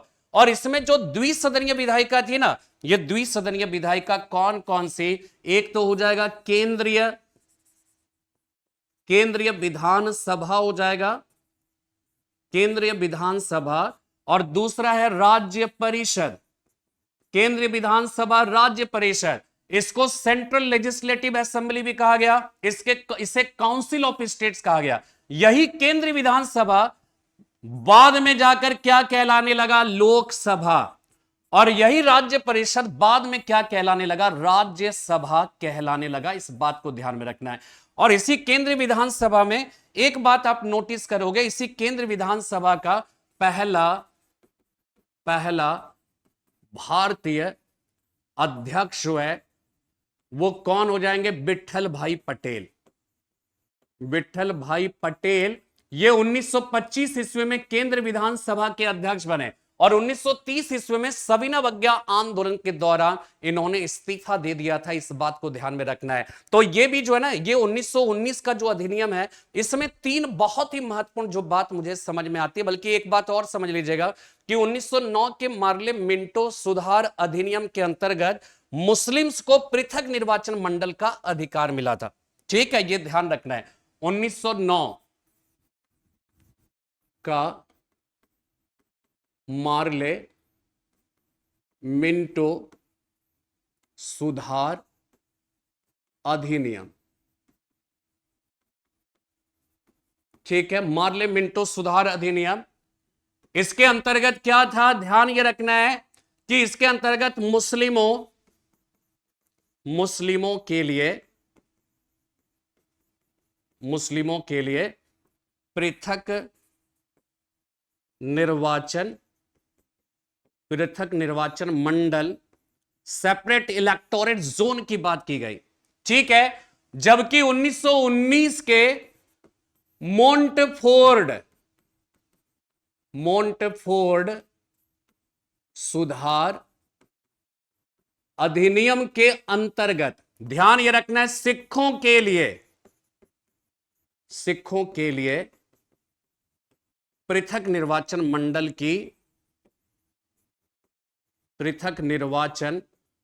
मंडल की बात की गई। यह बहुत ही महत्वपूर्ण है। ठीक है, ये एक प्रकार से आप ये समझ लीजिए कि 1947 ईस्वी में हिंदुस्तान का जो विभाजन हुआ, वो विभाजन निश्चित रूप से ब्रिटिश सरकार के डिवाइड एंड रूल करो की पॉलिसी की चरम परिणति थी। तो डिवाइड एंड रूल करो की जो पॉलिसी थी, ब्रिटिश सरकार ने उसे कई चरणों में कई तरह से अपनाया। इसमें 1906 ईस्वी में मुस्लिम लीग की स्थापना हुई थी। मुस्लिम लीग के जो पूर्व सदस्य थे, यानी उसके पहले 35 मुसलमानों का एक शिष्टमंडल, कहा जाता है कि वो शिमला में जाकर मिंटो से मुलाकात की थी और अपने विशेषाधिकार की मांग की थी। उसमें पृथक निर्वाचन मंडल की भी जो है बात की गई थी। तो कहा जाता है कि ब्रिटिश सरकार ने उसकी मांग को जायज ठहराया। मुसलमानों ने यह कहा कि ब्रिटिश सरकार के प्रति उसकी जो वफादारी है, उस वफादारी को देखते हुए मुसलमानों को विशेषाधिकार मिलना चाहिए। 1909 के मार्ले मिंटो सुधार अधिनियम के अंतर्गत ब्रिटिश सरकार ने मुसलमानों को पृथक निर्वाचन मंडल का अधिकार दिया। पृथक निर्वाचन मंडल का अधिकार का मतलब है कि किसी मुस्लिम बहुल इलाके में जब भी इलेक्शन होगा तो वहां पे उम्मीदवार सिर्फ और सिर्फ मुसलमान होंगे और सिर्फ मुसलमान ही उस इलाके के उन्हें मतदान कर सकेंगे। यानी उस क्षेत्र में निवास करने वाले जो गैर मुसलमान हैं, उन गैर मुसलमानों को ना तो उम्मीदवार के रूप में ना ही मतदाता के रूप में चुनाव में भाग लेने का अधिकार रह गया। अब आप बताओ, एक देश का नागरिक है होने का सबसे बड़ा प्रमाण क्या है? कि उसकी राजनीतिक व्यवस्था के आप एक अभिन्न अंग हो जाते हैं। आप चुनाव लड़ सकते हैं, आप मतदान कर सकते हैं, लेकिन यहां पे चुनाव लड़ने और मतदान करने का गैर मुसलमानों को अधिकार नहीं रह गया। तो एक प्रकार से भारत की नागरिकता ही कह लीजिए उस समय कि उससे एक प्रकार से वंचित करने की कोशिश थे। 1919 में यही अधिकार सिखों को दे दिया गया। तो सिखों को भी आपने क्या किया? गैर जो सिख है उनसे लड़ाया, मुस्लिमों को गैर मुसलमानों से लड़ाया। तो एक प्रकार से डिवाइड एंड रूल करो की पॉलिसी यहां पर खुलकर जो है वो खेली जा रही थी। तो 1919 के अधिनियम की एक और व्यवस्था याद रखिएगा कि सिखों के लिए भी पृथक निर्वाचन मंडल की बात की गई। तो अब देखिए इन सब से अब आपका सवाल देखिए यहां पर क्या है। 1919 के भारत सरकार अधिनियम की निम्न में से कौन सी प्रमुख विशेषता है? प्रांतों की कार्यकारिणी सरकार में द्वैध शासन की व्यवस्था की गई, वही ट्रांसफरेबल और रिजर्व। दूसरी बात, मुसलमानों के लिए पृथक सांप्रदायिक निर्वाचन मंडल की व्यवस्था, यह गलत हो जाएगा क्योंकि यह 1909 के मार्ले मिंटो सुधार अधिनियम के द्वारा किया गया। तीसरा, केंद्र द्वारा प्रांतों को विधायी शक्ति का हस्तांतरण, अभी बताया, विषयों को दो भागों में बांटा गया, केंद्रीय विषय और प्रांतों के विषय। तो ये सही है, ये सही है, ये गलत है, यानी इसका मतलब है कि इसका सी जो है वो क्या हो जाएगा? सही हो जाएगा। देखिए क्या होता है ना, कई बार प्रश्नों के माध्यम से अगर आप चीजों को समझें, कई बार हम लोग क्यों कहते हैं, हम लोग जो स्टूडेंट्स को क्यों सजेस्ट करते हैं कि आप सब प्रीवियस ईयर के क्वेश्चंस को देखिए। तो प्रीवियस ईयर क्वेश्चन को देखने का मतलब ये थोड़ी है कि हाँ देख लो, अच्छा ये सवाल आया, ये सवाल आया, ये सवाल आया, नहीं। आप उसका एनालिसिस करिए कि एक सवाल पूछा गया 1919 के अधिनियम से, तो आपने जब यह सवाल सॉल्व किया तो 1919 के अधिनियम को आप विस्तार से समझिए, उसके और कौन कौन से ऐसे प्रावधान हैं जो इस सवाल में नहीं दिए गए। जैसे अभी अभी आपको बताया मुस्लिम उसमें सिखों को पृथक निर्वाचन मंडल का अधिकार मिला। जैसे इसमें प्रांतों में केंद्र में जो द्विसदनीय विधायिका, इसमें तो दिया नहीं गया है, लेकिन हमने आपको एक्स्ट्रा बताया इसी तरह से क्या होता है, जब प्रश्न होते हैं तो प्रश्नों को जब आप देख रहे होते हैं तो आप ये समझ लीजिए कि कौन से अधिनियम से सबसे ज्यादा सवाल पूछे जा रहे हैं। आप देखिएगा 1919 का अधिनियम हो या 1935 का अधिनियम हो, इससे संबंधित सवाल कई बार पूछा गया है। तो आपको नोटिस करना चाहिए, आपके दिमाग में यह बात घर कर जानी चाहिए कि हमें 1919 का अधिनियम हो या 1935 का अधिनियम है, उसे हमें विस्तार से समझना है। ट्रेंड एनालिसिस इसी को कहते हैं, ठीक है, इस बात को ध्यान में रखना है। तो ये हो गया। चलिए नेक्स्ट सवाल पे आते हैं। नेक्स्ट सवाल है अब, ठीक है, नेक्स्ट सवाल है भारतीय इतिहास के संदर्भ में। अब देखिए द्वैध शासन, अभी अभी हमने डाइआर्की शब्द का प्रयोग किया। अब आपको यह समझना है, सवाल इससे यह पूछा गया कि डाइआर्की का मतलब क्या है, द्वैध शासन का मतलब क्या है। प्रांतों में 1919 के अधिनियम के अंतर्गत ध्यान रखना है, द्वैध शासन की व्यवस्था की गई, ठीक है, प्रांतों में द्वैध शासन की व्यवस्था की गई 1919 के अधिनियम के अंतर्गत। जब आप आगे जाओगे 1935 का अधिनियम पढ़ोगे ना, तो प्रांतों का द्वैध शासन खत्म हो जाता है। अब यह द्वैध शासन 1935 के अधिनियम के अंतर्गत केंद्र में लागू होता है। तो सवाल यहां पर यह उत्पन्न होता है कि जब भी हम डाइआर्की की बात करते हैं, जब हम द्वैध शासन की बात करते हैं, तो द्वैध शासन का मतलब क्या होता है, यह समझना बहुत ही जरूरी है। तो यही सवाल है कि भारतीय इतिहास के संदर्भ में जब द्वैध शासन की बात की जाती है तो इसका मतलब क्या होता है। पहला, केंद्रीय विधानमंडल का 2 सदनों में विभाजन, केंद्रीय विधानमंडल में 2 सदनों का विभाजन, जैसे कि अभी अभी बताया कि 1919 के अधिनियम में द्विसदनीय विधायिका। देखिए ध्यान रखना है, द्वैध शासन और द्विसदन में अंतर है। द्वैध शासन कार्यपालिका से जुड़ा हुआ है और द्विसदनीय विधायिका जो है वो विधायिका से जुड़ा हुआ है। यानी विधायिका मतलब कानून बनाने वाली संस्था। लोकसभा राज्यसभा क्या है, कार्यपालिका है कि विधायिका, विधायिका है। लेकिन जब हम शासन या सरकार की बात करते हैं तो वो कार्यपालिका का हिस्सा हो जाता है। तो कार्यपालिका के दृष्टिकोण से द्वैध शासन देखा जाए तो प्रांतों में 1919 के अधिनियम के अंतर्गत आया। तो क्या द्वैध शासन का मतलब यह है कि केंद्र विधानमंडल का 2 सदनों में विभाजन? नहीं, यह गलत हो जाएगा। दूसरा, 2 सरकारों अर्थात केंद्रीय और राज्य सरकारों का शुरू किया जाना, ये फेडरल स्ट्रक्चर ऑफ गवर्नमेंट का जो कॉन्सेप्ट है ना, जो संघात्मक शासन की व्यवस्था है, उसकी यह विशेषता मानी जाती है कि केंद्र की अलग सरकार, राज्य की अलग सरकार होगी।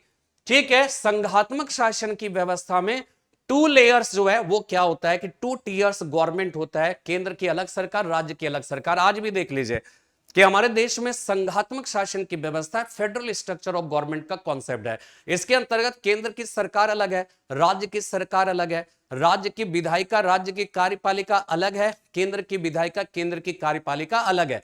ठीक है, तो यहां पर क्या है कि जब हम बात करते हैं संघात्मक शासन की तो वहां पे 2 टियर गवर्नमेंट है। लेकिन ये पूछ रहा है द्वैध शासन, तो द्वैध शासन का ये मतलब होता है? नहीं, ये भी मतलब नहीं है, ये भी मतलब नहीं है। 2 शासक समुच्चय, एक लंदन में और दूसरा दिल्ली में होना, यह भी गलत है।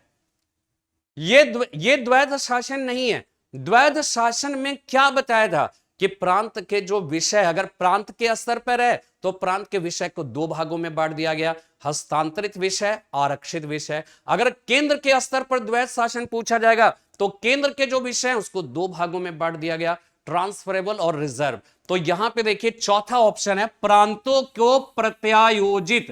प्रत्यायोजित का मतलब होता है कि जो प्रांतों को दिया गया जो विषय है उन विषयों को 2 भागों में बांटना। यही तो 2 भाग जो है वो कौन कौन सा हो जाएगा? एक हो जाएगा आरक्षित विषय, दूसरा हो जाएगा हस्तांतरित विषय। आरक्षित विषय, हस्तांतरित विषय। आरक्षित विषय हो गया, रिजर्व विषय हो गया, ठीक है, रिजर्व विषय हो गया। और जबकि हस्तांतरित विषय का मतलब है ट्रांसफरेबल विषय। और आरक्षित विषय का शासन गवर्नर को काउंसिल के माध्यम से करना था, इसमें भारतीयों को शामिल नहीं करना था। और हस्तांतरित विषय का शासन में गवर्नर यहां भी था, लेकिन यहां पर जो उसको हेल्प करने वाला बॉडी था वो इलेक्टेड बॉडी, और इसी में इलेक्शन के माध्यम से भारतीयों को शामिल करना था। समझ में मेरी बात आ रही है ना? तो देखिए ये क्या है ना कि संवैधानिक विकास जो है ना, ये आप समझ जाइए कि एक ऐसा चैप्टर है, ऐसा टॉपिक है जो अपने आप में बहुत ही महत्वपूर्ण है।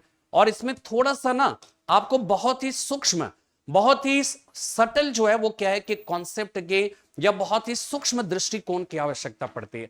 इसलिए कई बार क्या होता है कि जब आप इसको नहीं समझते हो ना, तो फिर उस समय क्या होता है कि आपको लगने लगता है कि बड़ा बोरिंग सब्जेक्ट है।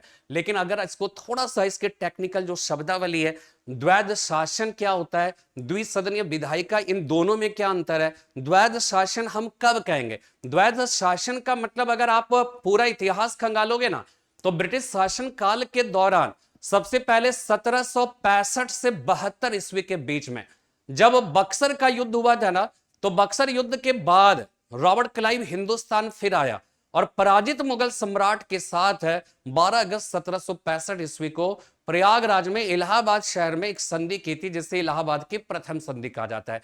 उसके अंतर्गत क्या हुआ ना कि इंग्लिश ईस्ट इंडिया कंपनी को बिहार, बंगाल, उड़ीसा का दीवानी अधिकार दे दिया गया, यानी कि भू राजस्व की वसूली का अधिकार और साथ में दीवानी मामले जो थे उन दीवानी मामलों के बंटवारे का अधिकार, वो अधिकार दे दिया गया। किसको दे दिया गया? कंपनी को। लेकिन शेष सारे अधिकार अभी भी बंगाल के नवाब के पास था, जिसे निजामत का कार्य कहा गया।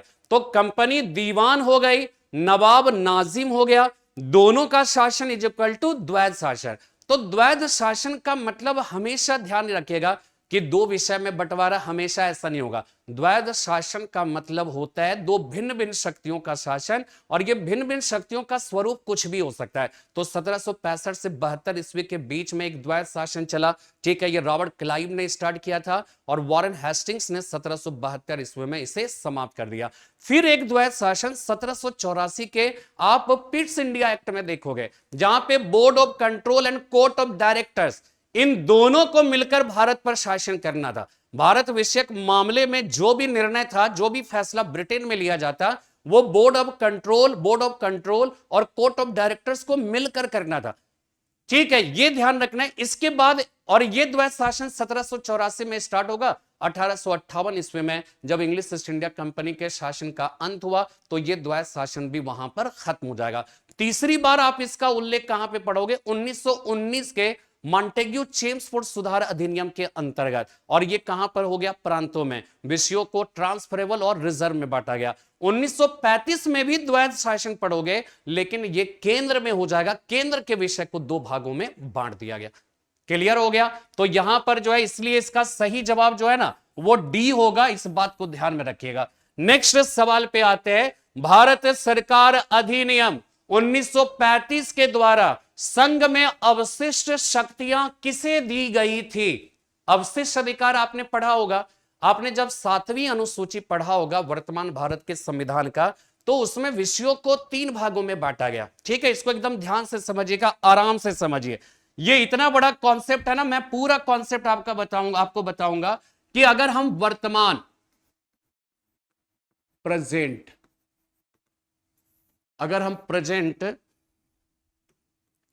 इंडियन कॉन्स्टिट्यूशन की बात करें,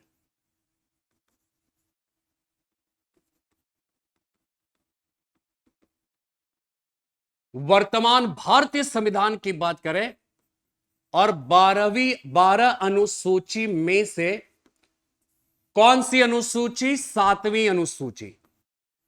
7वीं अनुसूची की बात करें, ये जो 7वीं अनुसूची है ना, ये क्या करता है? विषयों का बंटवारा करता है, विषयों का बंटवारा।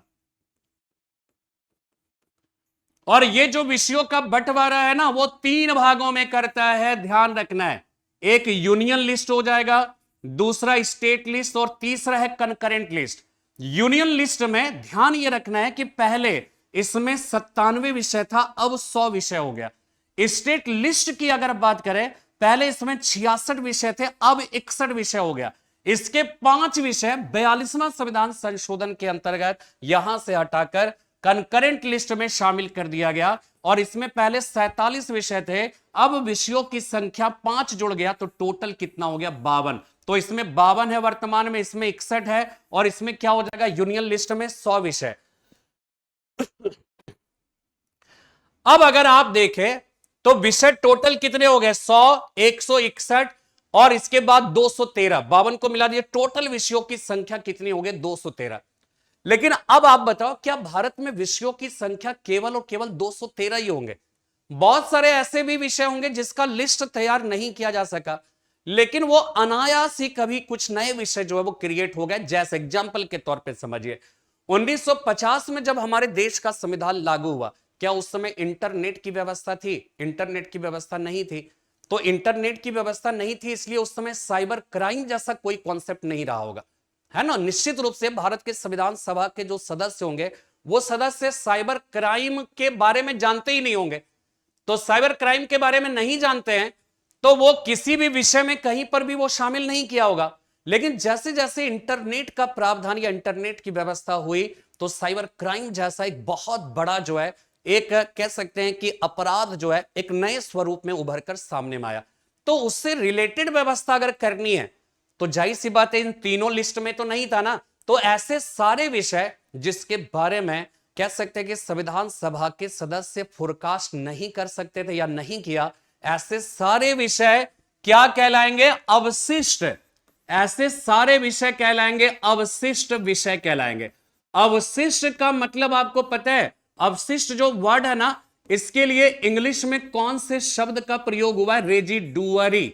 और ये रेजिडुअरी शब्द है ना, ध्यान ये रखना है, ये लैटिन भाषी शब्द रेजिडुओ से बना है। और रेजिडुओ का मतलब होता है बचा खुचा। रेजिडुओ का मतलब क्या हो गया? बचा खुचा। बचा खुचा का मतलब है वो सारे विषय जो इन तीनों में कहीं पर भी शामिल नहीं है। ऐसे सारे विषय को बचा खुचा, यानी बचा खुचा को जो है अवशिष्ट विषय कहकर पुकारा गया। ठीक है, इस बात को ध्यान में रखना। और एक बात ध्यान रखना है कि ये जो अवशिष्ट विषय है ना, ये 7वीं अनुसूची में कहीं पर भी शामिल नहीं है। ये आर्टिकल 248 का विषय है। और अवशिष्ट विषय का जो कॉन्सेप्ट है, in present Indian constitution has taken from the constitution of Canada, यानी कि कनाडा के संविधान से लिया गया है अवशिष्ट विषय का कॉन्सेप्ट भारत के संविधान में। और आपको पता होगा कि ये जो अवशिष्ट विषय है, यानी ऐसे सारे विषय जो इन तीनों लिस्ट में कहीं पर भी शामिल नहीं है, इसका जो कॉन्सेप्ट है वो लिया गया है कहां से? कनाडा। कनाडा के संविधान से लिया गया है। ये आर्टिकल 248 में है। और इसके बाद जो है ध्यान ये रखना है कि ये अवशिष्ट विषय किसके पास है? केंद्र के पास है। इस बात को ध्यान में रखना है। समझ में आ गया? अब हम लोग यहां पे अवशिष्ट विषय, ये तो वर्तमान भारत के संविधान की बात हो गई, लेकिन इसका भी संवैधानिक विकास के दृष्टिकोण से देखा जाए तो इसमें 3 बातें एकदम इंपॉर्टेंट याद रखेगा। 1928 ईस्वी का नेहरू रिपोर्ट, 1935 का भारत सरकार अधिनियम, और तीसरा याद रखेगा, तीसरा हो जाएगा 1946 का कैबिनेट मिशन। ठीक है, अगर अवशिष्ट अधिकार आप देखें, अवशिष्ट अधिकार,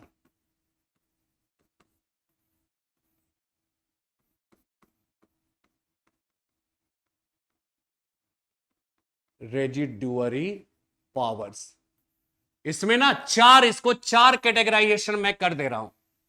और एकदम याद रखेगा, ये 1928, 1935, 1946, 1946, इसके बाद 1950 वर्तमान भारत का संविधान। 1928 ईस्वी में क्या हुआ था? नेहरू रिपोर्ट। नेहरू रिपोर्ट अभी आगे ना नेहरू रिपोर्ट से भी संबंधित सवाल है, बहुत ही इंपॉर्टेंट। 1935 ईस्वी में भारत सरकार अधिनियम। 1946 ईस्वी में मंत्रिमंडलीय मिशन, जिसे इंग्लिश में कहा गया कैबिनेट मिशन। तो इसके जो प्रस्ताव थे, इसमें क्या कहा गया? 1950 ईस्वी में वर्तमान भारत का संविधान, वर्तमान संविधान। ठीक है, ये मैं आपको एक लिस्ट बता दे रहा हूं, और ये इतना इंपॉर्टेंट कॉन्सेप्ट है, एक साथ में बता रहा हूं आपको। एक साथ कोई नहीं बताएगा। बहुत बार ऐसा होता है कि 1928 में या बहुत पहले कुछ और हुआ, फिर आगे जाकर 10-20 साल के बाद कोई ऐसा सिस्टम आया, उसमें भी उस तरह की बात की गई। तो अगर पहले से कंपैरिजन करके नहीं पढ़ते हो ना, तो आप भूल जाते हैं। तो अवशिष्ट अधिकार का इतिहास क्या रहा है ना, वर्तमान भारत के संविधान के पहले। तो 1928 ईस्वी का जो नेहरू रिपोर्ट था, वो नेहरू रिपोर्ट क्या था? वर्तमान भारत के संविधान का प्रिमिटिव फॉर्म। नेहरू रिपोर्ट को यह कहा जाता है कि यह वर्तमान भारत के संविधान का प्रिमिटिव फॉर्म था, प्राक रूप था, एक प्रारंभिक रूप था, इसका आदि रूप था, वो क्या हो जाएगा? नेहरू रिपोर्ट। और दूसरी इंपॉर्टेंट बात कि नेहरू रिपोर्ट भारतीयों के द्वारा खुद के प्रयासों से अपने देश का संविधान तैयार किए जाने का प्रथम उदाहरण था नेहरू रिपोर्ट। और इस नेहरू रिपोर्ट में क्या किया गया था ना, इसमें भी इस भारत में संघात्मक शासन की व्यवस्था की स्थापना की बात की गई। और जो संघात्मक शासन की बात की गई तो जाहिर सी बात है विषयों का इसमें बंटवारा होगा, लेकिन अवशिष्ट अधिकार यहां पर भी एक मुद्दा बनेगा। तो अवशिष्ट अधिकार नेहरू रिपोर्ट में किसको देने की बात की गई? केंद्र को देने की बात की गई, यह ध्यान रखना है। तो यहां पर जो नेहरू रिपोर्ट है इसमें जो अवशिष्ट अधिकार है वो किसको देने की बात की गई? केंद्र को देने की बात की गई। 1935 के अधिनियम में क्या हुआ? जब केंद्र को नेहरू रिपोर्ट में अवशिष्ट अधिकार केंद्र को देने की बात की गई, इसमें मुस्लिम लीग ने ऑब्जेक्शन किया। इसमें जो है मुस्लिम लीग या मोहम्मद अली जिन्ना ने इस पर ऑब्जेक्शन किया। उन्होंने कहा कि नहीं, अवशिष्ट अधिकार केंद्र को नहीं, प्रांतों को दीजिए। और हकीकत में देखा जाए कि अगर विशुद्ध रूप से हम संघात्मक शासन की व्यवस्था का अनुपालन अगर हम करेंगे तो अवशिष्ट अधिकार प्रांतों को ही मिलना चाहिए। जैसे अमेरिका में अवशिष्ट अधिकार प्रांतों के पास है, केंद्र के पास नहीं है। और वास्तव में संघात्मक शासन विशुद्ध रूप से अगर उसके सिद्धांतों को अपनाए तो अवशिष्ट अधिकार प्रांतों के पास ही होना चाहिए, केंद्र के पास नहीं होना चाहिए। अगर केंद्र के पास है तो इसका मतलब है शक्तियों का झुकाव केंद्र की तरफ है, एकात्मकता की ओर है। तो यहां पर इस बात को ध्यान में रखकर जब मोहम्मद अली जिन्ना या मुस्लिम लीग ने जब इस पर आपत्ति प्रकट की तो कहा जाता है कि कांग्रेस ने मानने से इंकार कर दिया था। और नेहरू रिपोर्ट के असफल होने के बहुत सारे कारण में से एक कारण यह भी बन गया। इसीलिए ब्रिटिश सरकार क्या कर रही थी? ब्रिटिश सरकार धीरे धीरे जैसे जैसे समय बीतता चला जा रहा था, मुस्लिम सांप्रदायिकता को धीरे धीरे वो खुलकर बढ़ावा देने लगी थी। क्यों? क्योंकि भारत में राष्ट्रवाद धीरे धीरे अपने प्रखर दौर में प्रवेश कर रहा था। और इस राष्ट्रवाद को रोकने का एक मतलब डिवाइड एंड रूल करो कि पॉलिसी के अंतर्गत बेहतर तरीका यह था कि मुसलमानों को मिलाया जाए, हिंदुओं के खिलाफ खड़ा किया जाए। तो मुस्लिम्स ने जब ऑब्जेक्शन किया कि प्रांतों को केंद्र को नहीं, प्रांतों को मिले, तो ब्रिटिश सरकार ने इस बात को पकड़ लिया और मुसलमानों को रिझाने के लिए, लुभाने के लिए वो जाहिर सी बात है प्रांतों को देने की बात करेगा। लेकिन यहां पे खुलकर 1935 के भारत सरकार अधिनियम में अभी खुलकर जो है ना केंद्र को या प्रांत वाली बात नहीं की गई, इसमें गवर्नर जनरल के अधीन कर दिया गया। गवर्नर जनरल के अधीन जो अवशिष्ट अधिकार था ना, यहां पर 1935 के भारत सरकार अधिनियम के अंतर्गत ये जो अधिकार था अवशिष्ट अधिकार, ये गवर्नर जनरल के अधीन कर दिया गया, जो केंद्र अथवा प्रांत किसी को भी दे सकता था। इस बात को ध्यान में रखना है। 1946 तक जाते जाते माहौल जो एकदम बदल जाता है, राष्ट्रवाद अपने चरम शिखर पर होता है। ब्रिटिश सरकार ने मुस्लिम सांप्रदायिकता को खुलकर बढ़ावा देना प्रारंभ कर दिया था। इसीलिए कैबिनेट मिशन में मुस्लिम लीग की जो ये चाहत थे कि अवशिष्ट अधिकार प्रांतों को मिले, यहां पर प्रांतों को दे देने की बात कर दी गई। यहां पर स्वीकार कर लिया ब्रिटिश सरकार ने कि प्रांतों को अवशिष्ट अधिकार मिले। लेकिन जब हमारे देश का संविधान लागू हुआ तो हमारे देश का संविधान जो है वो क्या करता है? फेडरल स्ट्रक्चर ऑफ गवर्नमेंट की बात तो जरूर करता है, संघात्मक शासन की व्यवस्था की बात जरूर करता है, लेकिन वो इस बात को भी ध्यान में रखता है कि संघात्मक शासन की व्यवस्था के अंतर्गत हमारा केंद्र कमजोर ना रहे, प्रांत शक्तिशाली ना हो जाए, और शक्तिशाली होकर भारत में विभाजन के जो कह सकते प्रवृत्ति है उस प्रवृत्ति को बढ़ावा ना दिया जाए। इसीलिए अवशिष्ट अधिकार वर्तमान भारत के संविधान में किसके पास है? केंद्र के पास है। यानी कि यह ध्यान रखना है कि यहां पर केंद्र को नेहरू रिपोर्ट में और वर्तमान भारत के संविधान में भी जो है यह केंद्र को ही दिया गया, लेकिन बीच में भारत सरकार अधिनियम में गवर्नर जनरल के अधीन रखा गया, कैबिनेट मिशन में प्रांतों को दिया गया। इस बात को ध्यान में रखना है, ठीक है। अब यहां पे देखिए, इस चीज को यहां पे समझते हैं। अब सवाल जो पूछा गया वो क्या? भारत सरकार अधिनियम 1935 के द्वारा स्थापित संघ में अवशिष्ट शक्तियां किसे दी गई? संघ विधानमंडल को नहीं, प्रांत विधानमंडल को नहीं, प्रांतीय राज्यपालों को नहीं, किसको दिया गया? गवर्नर जनरल को। इस बात को ध्यान में रखना है। तो आपको हमने अवशिष्ट अधिकार के बारे में बहुत विस्तार से समझा दिया और इसमें अक्सर कंफ्यूजन बना रहता है, लेकिन हमने भिन्न भिन्न कालों में भिन्न भिन्न अधिनियमों में क्या क्या व्यवस्था की गई उसके अंतर्गत हमने पूरा विस्तार से समझा दिया। मैं उम्मीद करता हूं कि अब आप इसको नहीं भूलेंगे। ठीक है, नेक्स्ट सवाल पे आते। 52 नंबर सवाल क्या है? 52 नंबर सवाल, निम्नलिखित वर्गों में से किसने 1857 के विद्रोह में भाग नहीं लिया? 1857 का विद्रोह आप सब जानते हैं कि ब्रिटिश शासन के खिलाफ भारतीयों के द्वारा किया जाने वाला प्रथम विद्रोह था। ऐसा विद्रोह था जिसने भारत के एक विशाल क्षेत्र पर और जनसंख्या को प्रभावित किया था। इसके पहले भी 1757 का प्लासी युद्ध हुआ और 1857 का विद्रोह। आपको एक संयोग दिख रहा है ना कि 1757 1857 ठीक 100 साल के बाद जो है ब्रिटिश शासन के खिलाफ एक बड़ा सा विद्रोह हुआ। तो क्या इन बीच के 100 सालों में कोई विद्रोह नहीं हुए? बहुत सारे विद्रोह हुए। भील विद्रोह, कोल विद्रोह, मेव विद्रोह, हो विद्रोह, संथाल विद्रोह, ठीक है, बहुत सारे विद्रोह हुए। लेकिन उन सारे विद्रोहों की जो विशेषता थी वो विशेषता यह थी कि वह जो है किसी निश्चित किसी सीमित क्षेत्र में भड़कता था, सीमित क्षेत्र में ही उसके कारक रहते थे और सीमित रूप में ही नेतृत्व उभरता था और सीमित रूप में ही जो है ब्रिटिश सरकार के द्वारा दमन कर दिया जाता था। यानी एक क्षेत्र के विद्रोह का दूसरे, दूसरे का तीसरे, तीसरे का चौथे, इन सारे क्षेत्रों के विद्रोह से किसी तरह का कोई संपर्क नहीं था। तो इस वजह से क्या होता था कि वो ब्रिटिश सरकार के खिलाफ भड़कता तो था, लेकिन जो है कहा जाता है कि उल्का पिंड की तरह वो एक प्रकार से भड़कता था और तुरंत बुझ जाता था। इसलिए वो ब्रिटिश सरकार को कोई जोरदार चुनौती प्रस्तुत नहीं कर सका। इसके विपरीत जब हम बात करते हैं 1857 के विद्रोह का, तो वो पहला ऐसा विद्रोह था जिसने भारत के एक विशाल क्षेत्रफल और जनसंख्या को प्रभावित किया और उसने जो है वो क्या किया, ब्रिटिश सरकार को जोरदार चुनौती दी। लॉर्ड कैनिंग के शब्दों में कहा जाए कि अगर भारत की प्रतिक्रियावादी ताकतों ने अगर हमारा साथ नहीं दिया होता तो हमें इसी विद्रोह के दौरान अपनी बोरिया बिस्तर समेट कर भारत से निकल जाना पड़ता। यानी कि भारत के देशी रियासत वगैरह साथ नहीं दिया होता, भारत के जो जमींदार वर्ग वगैरह है वो सब साथ अगर नहीं दिया होता, भारत के जो कुलीन वर्गीय लोग हैं वो अगर साथ नहीं दिया होता, तो निश्चित रूप से इस विद्रोह में हमारी पराजय होती, हमें भारत को छोड़कर चले जाना पड़ता।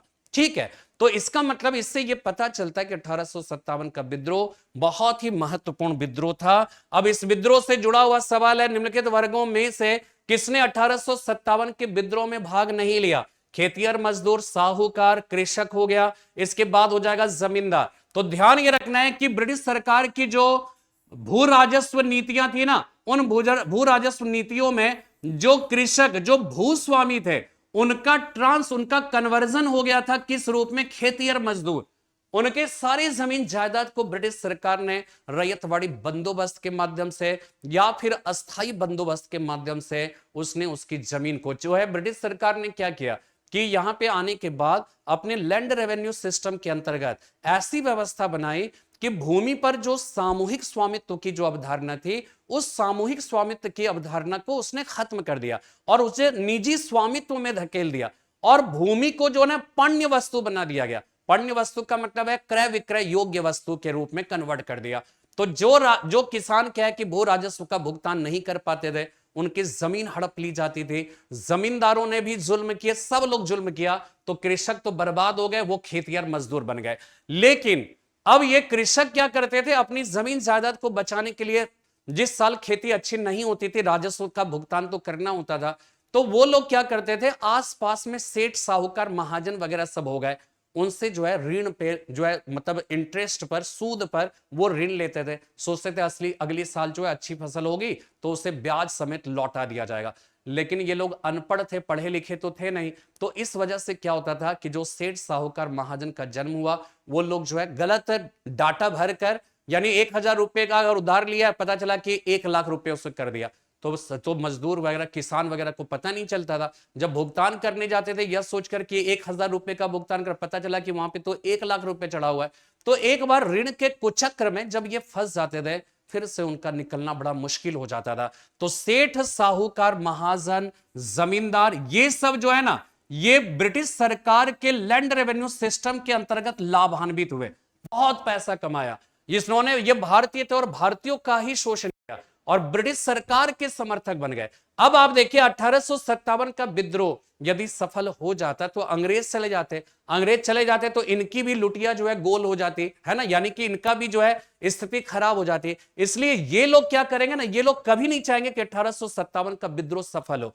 ये लोग चाहेंगे ब्रिटिश सरकार का साथ दिया जाए ताकि इनकी हैसियत, इनका जो रुतबा है वो रुतबा बना रहे। इसीलिए सवाल पूछा गया 1857 के विद्रोह में किसने भाग नहीं लिया, तो इसका जवाब होगा साहूकार जमींदार। ये लोग भाग लेंगे क्योंकि ये लोग पीड़ित थे, इसलिए शामिल हो गए। ये लोग पीड़ित नहीं थे और ये विद्रोह सफल होता तो इनकी स्थिति खराब हो जाती, इसलिए 2 और 4 इसका सही जवाब होगा। ये 1857 के विद्रोह में भाग नहीं लेंगे, इस बात को ध्यान में रखिएगा।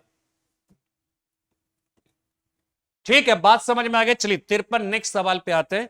नेक्स्ट सवाल है, नीचे 2 वक्तव्य है, एक को कथन ए व दूसरे को कारण आर कहा गया है।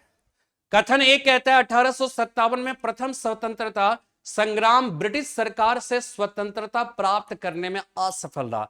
कारण आर दिया है, बहादुर शाह जफर के नेतृत्व को जन सहयोग नहीं मिला था और अधिकांश महत्वपूर्ण रियासतों के साथ उनका साथ देने में कतरा गए, यानी महत्वपूर्ण रियासतों के शासक उनका साथ देने में कतरा गए। उपर्युक्त दोनों कथनों को पढ़े और नीचे दिए गए कूटों से उत्तर का चयन कीजिए। अब आप बताइए क्या सही होगा।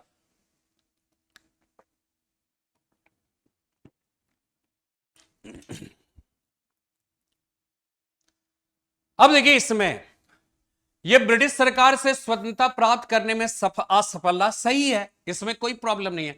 लेकिन कथन जो कारण है कि इसका कारण यह है या नहीं, क्यों असफल रहा, वो असफल रहने का यह कारण है बहादुर शाह जफर के नेतृत्व को जन सहयोग नहीं मिला था और अधिकांश महत्वपूर्ण रियासतों के शासक उनका साथ देने में कतरा रहे थे। यह बिल्कुल सही है। अधिकांश जन सहयोग का मतलब है पढ़ा लिखा वर्ग जो है वो सपोर्ट नहीं कर रहा था, जमींदार सपोर्ट नहीं कर रहा था, साहूकार महाजन जमींदार ये सब सपोर्ट नहीं कर रहे थे, अधिकांश देशी रियासत इसमें सपोर्ट नहीं कर रहे थे। तो जब सब लोग सपोर्ट नहीं करेंगे तो अकेले अपने दम पर या कुछ लोगों को लेकर आप ब्रिटिश सरकार जैसे दुर्दांत और शक्तिशाली किसी शक्ति से कैसे मुकाबला कर सकते हो। तो इस वजह से क्या हुआ कि ये सही है, यानी कथन ए और आर दोनों सही है और आर ए की सही व्याख्या करता है, तो ए इसका सही जवाब हो जाएगा। इस बात को ध्यान में रखना है। ठीक है, 54 नंबर 54 महारानी विक्टोरिया का उद्घोषणा। आप सब ने पढ़ा होगा 1857 का विद्रोह जो है वो क्या है कि वो सफल मतलब जो है उसका दमन कर दिया गया और ब्रिटिश मतलब जो है कह सकते हैं कि इंग्लिश ईस्ट इंडिया कंपनी के शासन का अंत हो गया और ये 1858 ईस्वी में भारतीय प्रशासन अधिनियम पारित किया गया था और उसी अधिनियम के अंतर्गत कहा जाता है कि भारत में आप एक प्रकार से कह सकते हो इंग्लिश ईस्ट इंडिया कंपनी के शासन का अंत हुआ। ब्रिटेन की महारानी ने भारत की शासन व्यवस्था को संभाल लिया, अपने हाथ में ले लिया। तो महारानी विक्टोरिया ने क्या किया, 1 नवंबर मतलब जो है उन्होंने एक घोषणा की भारतीयों के संदर्भ में, क्योंकि विद्रोह हुआ था, भारतीय नाराज थे ब्रिटिश सरकार से। अब भारतीयों को झूठा सही जो भी है कुछ ऐसे लॉलीपॉप देना था या इस प्रकार का जो है व्यवस्था या इस तरह की घोषणा करनी थी, चिकनी चुपड़ी बातें करनी थी कि भारत के मन में ब्रिटिश शासन के खिलाफ जो असंतोष का भाव है उस भाव को कम किया जा सके। इसीलिए महारानी विक्टोरिया ने घोषणा की और इस घोषणा को ध्यान रखना है कि इलाहाबाद में जो ये मिंटो पार्क है ना सरस्वती घाट के पास, ये जो है आज लॉर्ड मिंटो के समय में इसको एक मतलब जो है मतलब एक प्रकार से स्मृति स्थल के रूप में परिवर्तित कर दिया गया। इसी जगह पे ध्यान रखना 1 नवंबर 1858 ईस्वी को क्या किया था, लॉर्ड कैनिंग ने महारानी विक्टोरिया का घोषणा पत्र पढ़ा था और उसमें एक चीज ध्यान रखना है कि एक दिन के लिए इलाहाबाद को ब्रिटिश शासन में कहा जाता है कि भारत की राजधानी बनाया गया था। इस बात को ध्यान में रखें, अदरवाइज कलकत्ता से ही शासन होता था 1912 तक 1911 तक।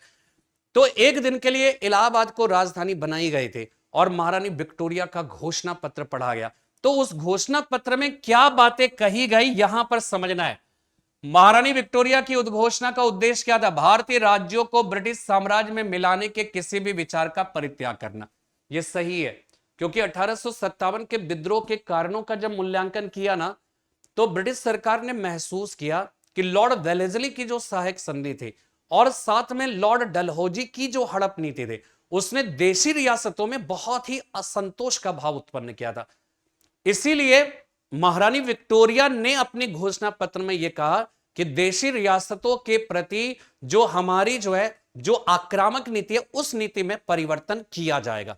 यह बात सही है। परित्याग करने की बात, भारतीय प्रशासन को ब्रिटिश क्राउन के अंतर्गत रखना, यह भी सही है, यह भी सही है। भारत के साथ ईस्ट इंडिया कंपनी के व्यापार का नियमन करना, अगर इसका शासन तो खत्म हो गया, अब नियमन क्या करना है, तो 1 2 सही है, 3 गलत है, तो इसका हो जाएगा ए, केवल 1 और 2 हो जाएगा। ठीक है, तीसरा नेक्स्ट सवाल पे आते हैं। नेक्स्ट सवाल है 1813 के बाद, ये बहुत ही इंपॉर्टेंट सवाल है। 1813 के बाद ब्रिटिश सरकार के द्वारा भारतीय समाज और संस्कृति में हस्तक्षेप की नीति के अपनाने के प्रमुख कारण क्या थे? ब्रिटिश औद्योगिक हितों की पूर्ति के लिए। दूसरा है 18वीं 19वीं सदी के दौरान ब्रिटेन तथा यूरोप में नए विचारों का प्रसार, जिसने ब्रिटिश दृष्टिकोण को प्रभावित किया। भारत का पूर्ण आधुनिकीकरण करना। अब देखिए 1813 का जो चार्टर एक्ट था, उसके पारित किए जाने के पीछे जब रीजन समझोगे तो आपको पता चलेगा कि 1757 से 1813 ईस्वी के बीच जो उपनिवेशवाद का प्रथम चरण था, उस उपनिवेशवाद के प्रथम चरण जिसे वाणिज्यिक पूंजीवाद का चरण कहा गया, उस वाणिज्यिक पूंजीवाद के चरण में क्या हुआ? धन का निष्कासन हुआ, ड्रेन ऑफ वेल्थ हुआ। और उस ड्रेन ऑफ वेल्थ का परिणाम हुआ कि भारत की जो पूंजी, भारत का जो धन है, एक तरफा निष्कासन ब्रिटेन की तरफ हुआ। ब्रिटेन में कैपिटल का फॉर्मेशन हुआ, जिसकी वजह से वहां पे इंडस्ट्रियल रिवॉल्यूशन हुआ। और उस औद्योगिक क्रांति के परिणाम स्वरूप क्या हुआ कि अब ब्रिटेन को कच्चा माल चाहिए था, निर्मित वस्तुओं का बाजार चाहिए था, अनाज का मतलब जो है स्रोत चाहिए था, और तीनों की जरूरतों की पूर्ति भारत से हो सकती थी।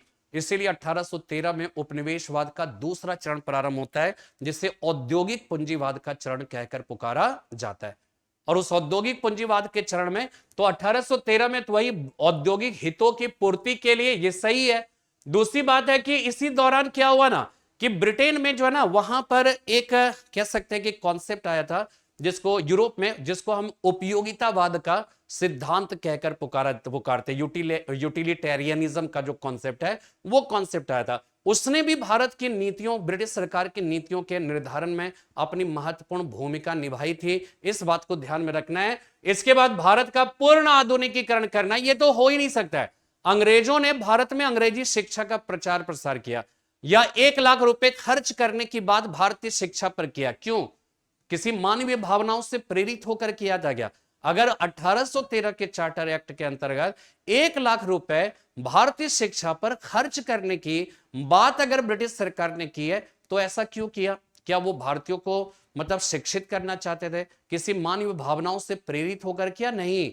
उसके 2 कारण हमने आपको बताया ना। एक, सस्ता क्लर्क पैदा करना, क्योंकि भारत में रिस्पॉन्सिबिलिटी बढ़ती जा रही थी। जो जो अंग्रेजों ने भारत के और सारे क्षेत्रों को जीतना प्रारंभ किया, भारत के क्षेत्र को जो है कह सकते हैं कि विशाल साम्राज्य की भारत में स्थापना की, तो जाहिर सी बात है बहुत सारे क्लेरिकल काम, लिखने पढ़ने का काम बढ़ गया। और ये लिखने पढ़ने वाला व्यक्ति को अगर ब्रिटेन से लेकर आओगे तो वो बड़ा महंगा पड़ता था। लेकिन भारत में अंग्रेजों को यह लगा कि अगर अंग्रेजी भाषा का प्रचार प्रसार करेंगे तो बहुत सारे भारतीय ही जो है ऐसे इंग्लिश भाषा के जानकार पैदा हो जाएंगे, जो हमारे लिए क्या करेंगे, सस्ते में ऐसे लिखने पढ़ने का काम वो कर देंगे। इसी को कहते हैं 1813 के, इसी को कहते हैं सस्ता क्लर्क पैदा करना। क्लियर है? दूसरी बात कि वो इसलिए भी इंग्लिश भाषा के प्रचार प्रसार पर बल दिया ताकि जो है भारत के अंदर भारतीयों का एक ऐसा वर्ग तैयार किया जा सके जो रंग और रूप में भारतीय हो, लेकिन जो है वो क्या है, ठीक है, रंग और रूप में भारतीय हो लेकिन सोच से अंग्रेज हो। इसी को ब्राउन कलर का अंग्रेज कहा करते थे।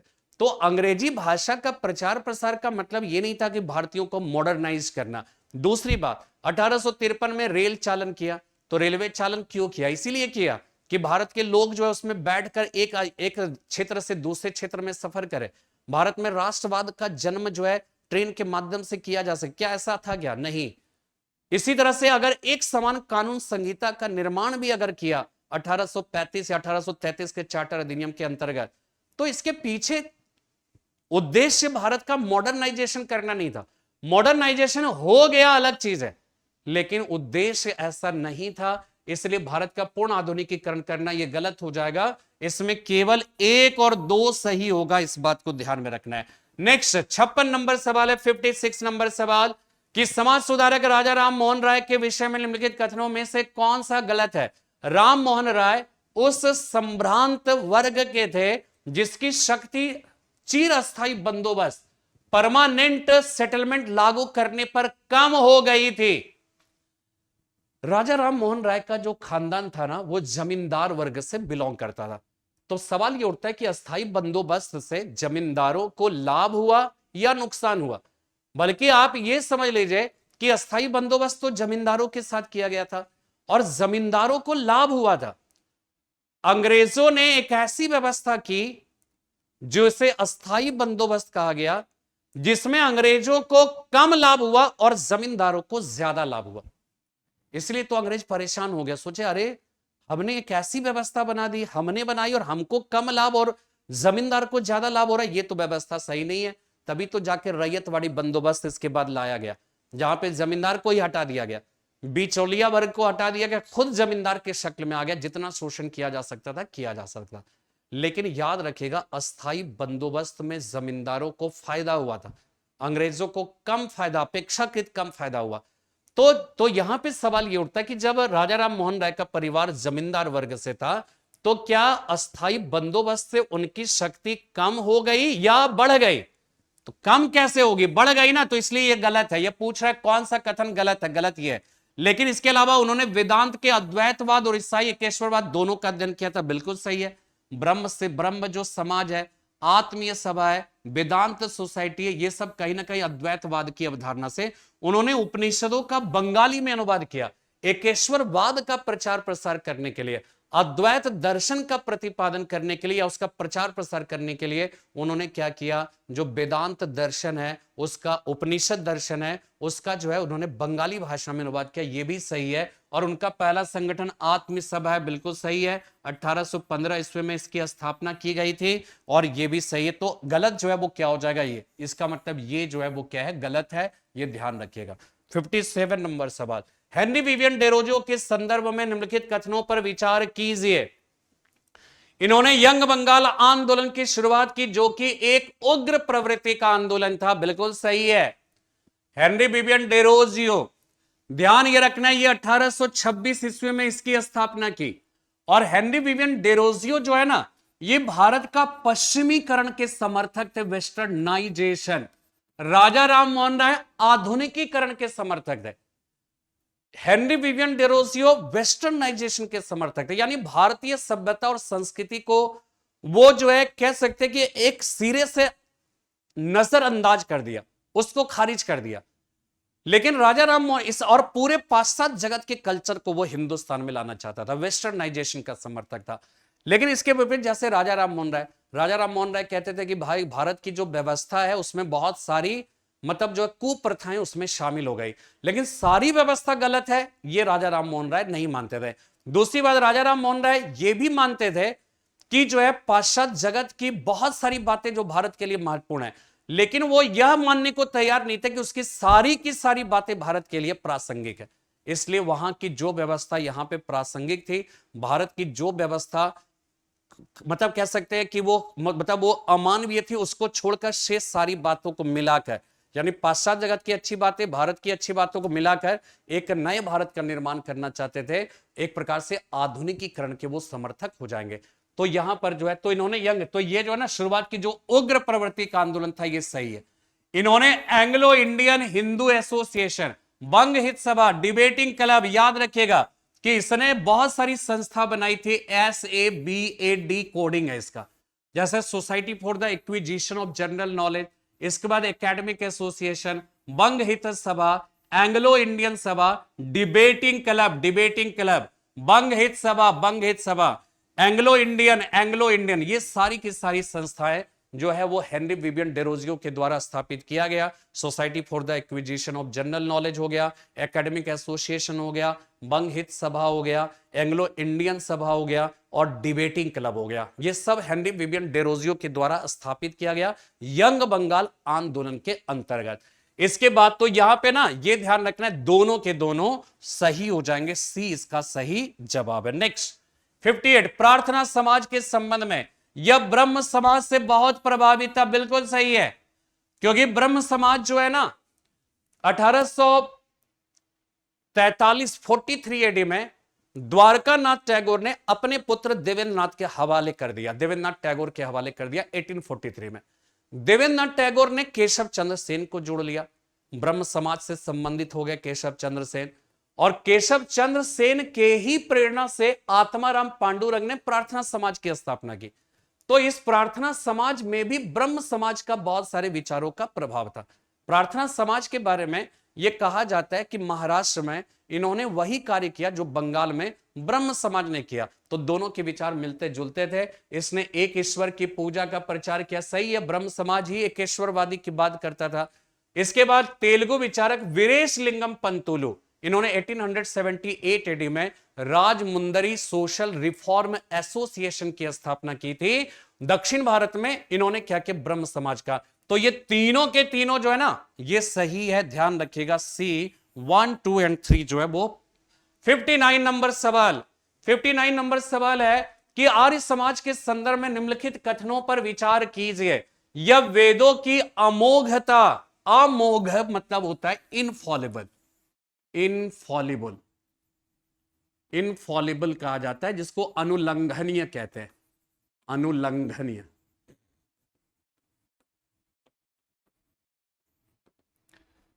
यह वेदों की अमोघता में विश्वास करते थे और इन्हें सभी ज्ञान का स्रोत और एकमात्र सत्य मानते थे। बिल्कुल सही है, वेदों की ओर लौट चलो भाई, इतना वेदों के प्रति इतनी श्रद्धा थी ना, तभी तो वेदों की ओर लौट चलने की बात करते थे। उसे इनफॉलिबल मानते थे, सभी ज्ञान का स्रोत मानते थे।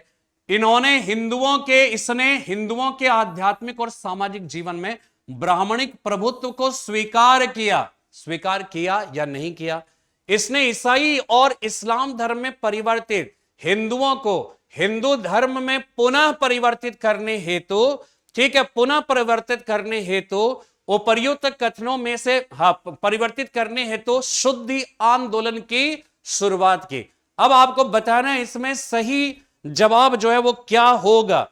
इसका सही जवाब क्या है आपको बताना है, उपर्युक्त कथनों में से कौन सा कथन सही है आपको ध्यान रखना है। तो यहां पे देखिए एकदम स्पष्ट है कि ब्राह्मणों के प्रभुत्व को स्वीकार वो नहीं करते थे, ठीक है ना, ठीक है, ब्राह्मण वर्ग की अपनी भूमिका थी, लेकिन वो उसके प्रभुत्व को वो स्वीकार नहीं करते थे। 1 और 3 इसका सही जवाब होगा ए, ठीक है। नेक्स्ट सवाल है, स्वामी दयानंद सरस्वती के विषय में निम्नलिखित कथनों पर विचार कीजिए। इन्होंने अवतारवाद तथा धार्मिक यात्राओं का विरोध किया, इन्होंने कर्म सिद्धांत का समर्थन किया, स्वराज्य शब्द का प्रयोग करने वाले ये पहले व्यक्ति थे, इन्होंने हिंदी को राष्ट्र भाषा के रूप में स्वीकार किया। निम्नलिखित में से क्या सही है? तो अवतारवाद तथा धार्मिक यात्राओं का विरोध किया, बिल्कुल सही है।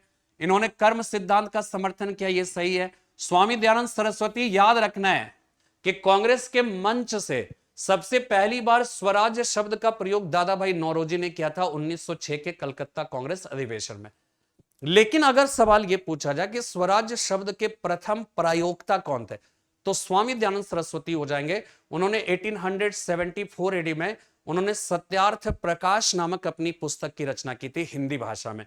उसे आर्य समाज का बाइबल कहा जाता है। बाद में उसी के सिद्धांत को केंद्र में रखकर आर्य समाज की स्थापना की गई थी, तो उसे आर्य समाज का बाइबल कहा जाता है।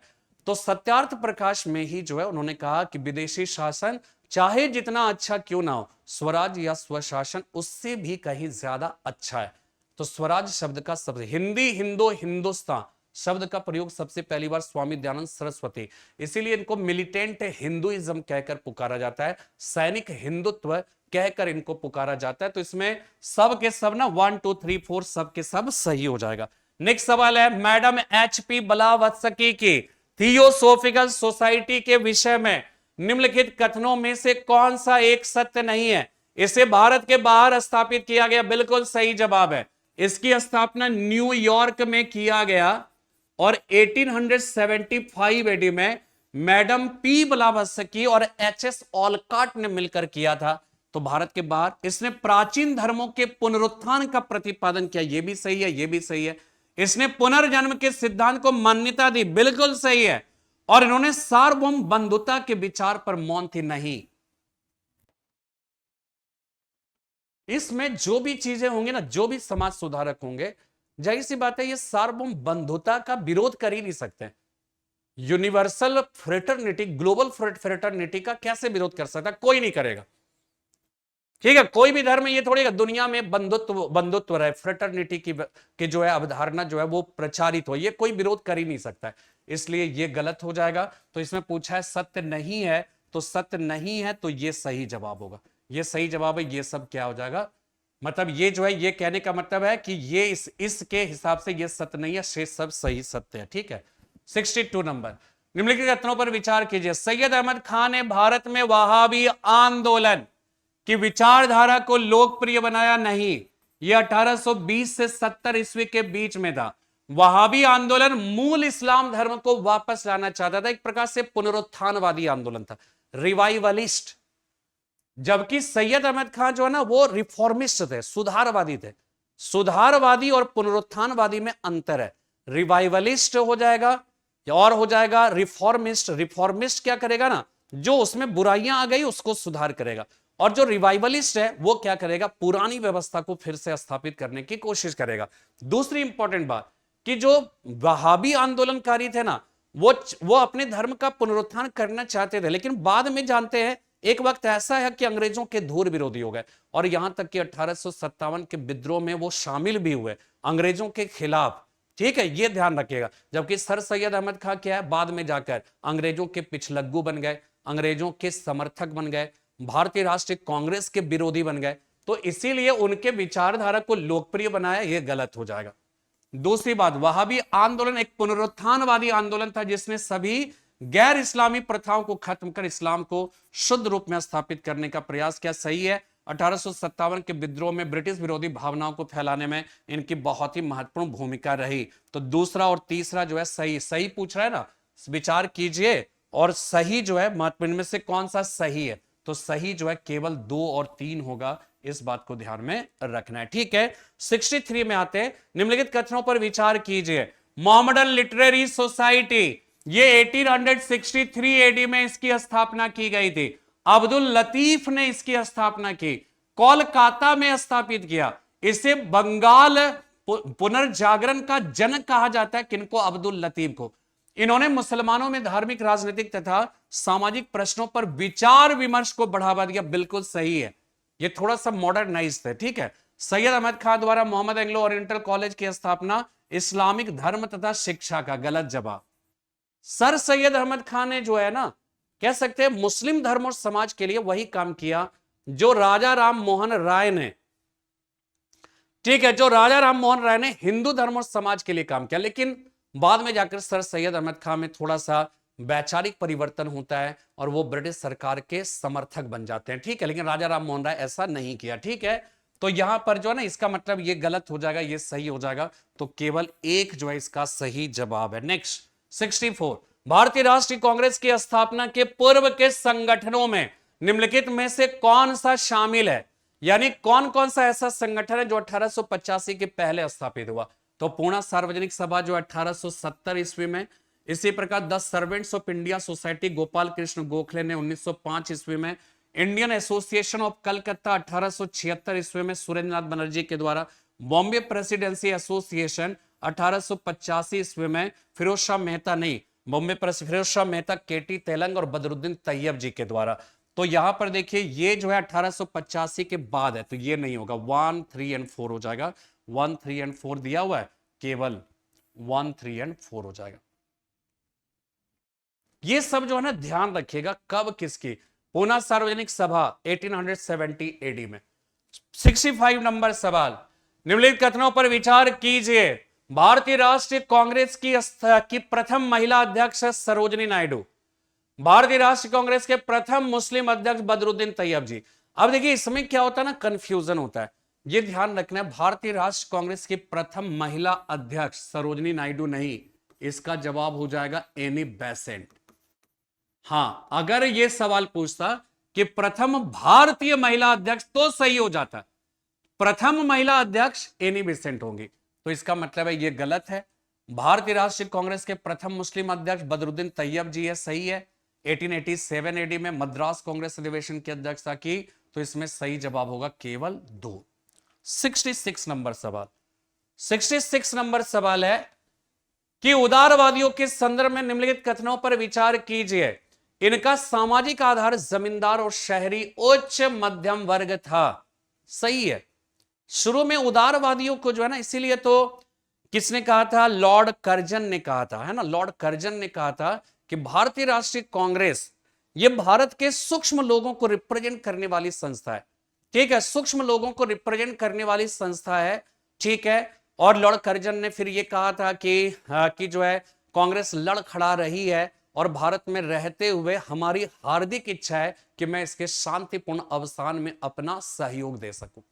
तो ये सारी बातें जो है, तो यहां पे ध्यान रखिएगा कि शुरू में उदारवादियों जो है ना, मतलब कांग्रेस का जनाधार बहुत बड़ा नहीं था, ये तो गांधी जी के नेतृत्व में जब आया तो कांग्रेस का जनाधार बढ़ गया। 1920 के जो नागपुर कांग्रेस अधिवेशन था सी विजय राघवाचार्य के नेतृत्व में, वहां पर जाके जो है ये होने लगता है, ठीक है। तो यहां पे देखिए सामाजिक अधिकार जमींदार और शहरी उच्च मध्यम वर्ग था, सही है। ये ब्रिटिश न्याय प्रियता में विश्वास करते थे, बिल्कुल सही है। ये भारत की समृद्धि के लिए अंग्रेजों की उपस्थिति को अनिवार्य मानते थे, इसमें तीनों के तीनों सही है, ठीक है। मतलब जो उदारवादी थे ना, वो मास मूवमेंट वगैरह नहीं करना चाहते थे, उसके पीछे कई कारण था। एक कारण यह भी था कि वो ये सोचते थे कि ब्रिटिश सरकार जो है आधारभूत रूप से अच्छे है, न्यायप्रिय है, सदाशयी है। दूसरी इंपॉर्टेंट बात, वो ये मानते थे कि ब्रिटिश शासन के संपर्क में ही रहकर भारत का विकास हो सकता है, भारत का मॉडर्नाइजेशन हो सकता है, ठीक है, ये सब सही है। इसीलिए वो अपने आंदोलन को बहुत उग्र तरीके से प्रस्तुत नहीं करना चाहते थे, शांतिपूर्ण संवैधानिक प्रावधानों के अंतर्गत रहते हुए भारत के लिए वो भारत के लिए आंदोलन को चलाना चाहते थे। तो इसका मतलब ये तीनों के तीनों 67। कांग्रेस का महल भरभरा रहा है, अभी अभी बताया लॉर्ड कर्जन, भारत में रहते हुए हमारी महत्वाकांक्षा यह है कि मैं शांति के साथ इसे मरने में सहयोग दे सकूं। यह कथन निम्नलिखित में से किसका है, लॉर्ड कर्जन का। तो 67 हो गया। अब देखिए 68, भारतीय राष्ट्रीय आंदोलन में उग्र राष्ट्रवादियों की विचारधारा और कार्य पद्धति के संबंध में नीचे दिए गए कथनों पर विचार। वे अंग्रेजों के कृपापूर्ण मार्गदर्शन और नियंत्रण में भारत की प्रगति चाहते थे, गलत। वे अंग्रेजों के कृपा, ये तो उदारवादियों की व्यवस्था थी ना, वे जनता की कार्यवाही के द्वारा मास मूवमेंट में इनका विश्वास था। इन लोगों ने भारतीय इतिहास और संस्कृति से प्रेरणा ली, बिल्कुल सही है। तिलक ने शिवाजी महोत्सव, गणेश महोत्सव चलाया। 1905 का स्वदेशी आंदोलन गंगा में डुबकी लगाकर प्रारंभ किया गया। भवानी मंदिर जैसा कॉन्सेप्ट आया, भारत माता जैसा कॉन्सेप्ट, ये सब जो है भारतीय संस्कृति के जो है ये सब समर्थक थे, वाहक थे, और ये उसका प्रयोग राष्ट्रीय आंदोलन के दौरान करते थे। नरमपंथियों के साथ ऐसी बात नहीं थी। नरमपंथी जो है वो क्या है कि वो शांतिपूर्ण, मतलब ब्रिटिश सरकार के सम्मुख जो है शांतिपूर्ण संवैधानिक प्रावधानों के अंतर्गत वो हड़ताल, जुलूस, बहिष्कार, मास मूवमेंट की बात नहीं करते थे। तो इसका मतलब इसमें क्या हो जाएगा, 2 और 3, केवल 2 और 3 इसका सही जवाब हो जाएगा। नेक्स्ट 69 नंबर सवाल है, निम्नलिखित कथनों पर विचार कीजिए। 1907 के सूरत अधिवेशन के बाद कांग्रेस संगठन पर गर्मपंथी नेताओं का कब्जा हो गया। अब देखिए 1907 में जब सूरत अधिवेशन में कांग्रेस का विभाजन हुआ तो उस समय कांग्रेस से गर्मपंथी अलग हटे थे, इस बात को ध्यान में रखिएगा। नरमपंथी नहीं हटे थे। नरमपंथी कब हटेंगे, 1918 में, जब मॉन्टेग्यू घोषणा को लेकर विवाद जब होगा तो उस समय नरमपंथी सुरेंद्रनाथ बनर्जी के नेतृत्व में अलग हो जाएंगे, भारतीय उदारवादी संघ की स्थापना करेंगे। लेकिन 1907 के सूरत अधिवेशन में गर्मपंथी अलग हटेंगे, ना कि नरमपंथी। तो कहते हैं गर्मपंथी का कब्जा हो गया, गलत बात है। कांग्रेस विभाजन के बाद ब्रिटिश सरकार ने गर्मपंथी राष्ट्रवादियों को अपने पक्ष में, यह भी गलत है, नरमपंथियों को अपने पक्ष में करने का प्रयास किया। गर्मपंथियों को नहीं, गर्मपंथियों को तो कुचला गया। जब नरमपंथी ने अंग्रेजों का साथ दे दिया तो गर्मपंथी जो है अकेले पड़ गए, तो गर्मपंथियों का दमन कर दिया गया, गर्मपंथियों का साथ नहीं। गर्मपंथी तो ब्रिटिश सरकार से नाराज थे, वो तो उग्र प्रदर्शन कर रहे, वो कैसे ऐसा कर सकते हैं ना। तो इसका मतलब है दोनों के दोनों, ना तो 1 और ना ही 2 सही है। नेक्स्ट सवाल, बंगाल विभाजन विरोधी आंदोलन के संदर्भ में निम्नलिखित कथनों पर विचार कीजिए। रविन्द्रनाथ टैगोर ने भारतीय राष्ट्रीय गान जन गण मन, गलत जवाब है, क्योंकि रविन्द्रनाथ टैगोर ने इस दौरान जन गण मन की रचना नहीं की। रविन्द्रनाथ टैगोर ने आमार सोनार बांग्ला नामक गीत की रचना की थी, जो आज बांग्लादेश का नेशनल एंथम है। जोदी तोर डाके सुने केहू ना आसे तोबे एकला चलो रे, ये भी रविन्द्रनाथ टैगोर ने। लेकिन इस आंदोलन के दौरान उन्होंने जो है लिखा था आमार सोनार बांग्ला, ना कि जन गण मन। तो इसका मतलब है ये गलत है। गणपति और शिवाजी उत्सव का उपयोग जनता तक, ये सही है, क्योंकि तिलक इसके समर्थक थे। स्थानीय भाषा में शिक्षा प्रदान करने के लिए नेशनल काउंसिल ऑफ एजुकेशन, ये 15 अगस्त 1906 ईस्वी को इसकी स्थापना की गई, 15 अगस्त 1906 ईस्वी को। और इसका उद्देश्य था राष्ट्रीय नियंत्रण के अंतर्गत ऐसी शिक्षा की व्यवस्था करना कि जिससे राष्ट्रवाद का निर्माण या राष्ट्रवाद का विचारों का प्रचार प्रसार हो सके। इसलिए इसमें देखिएगा 2 और 3, इसमें केवल 2 और 3 जो है वो सही होगा, इस बात को ध्यान में रखना है। ठीक है, नेक्स्ट आते हैं 71 नंबर सवाल।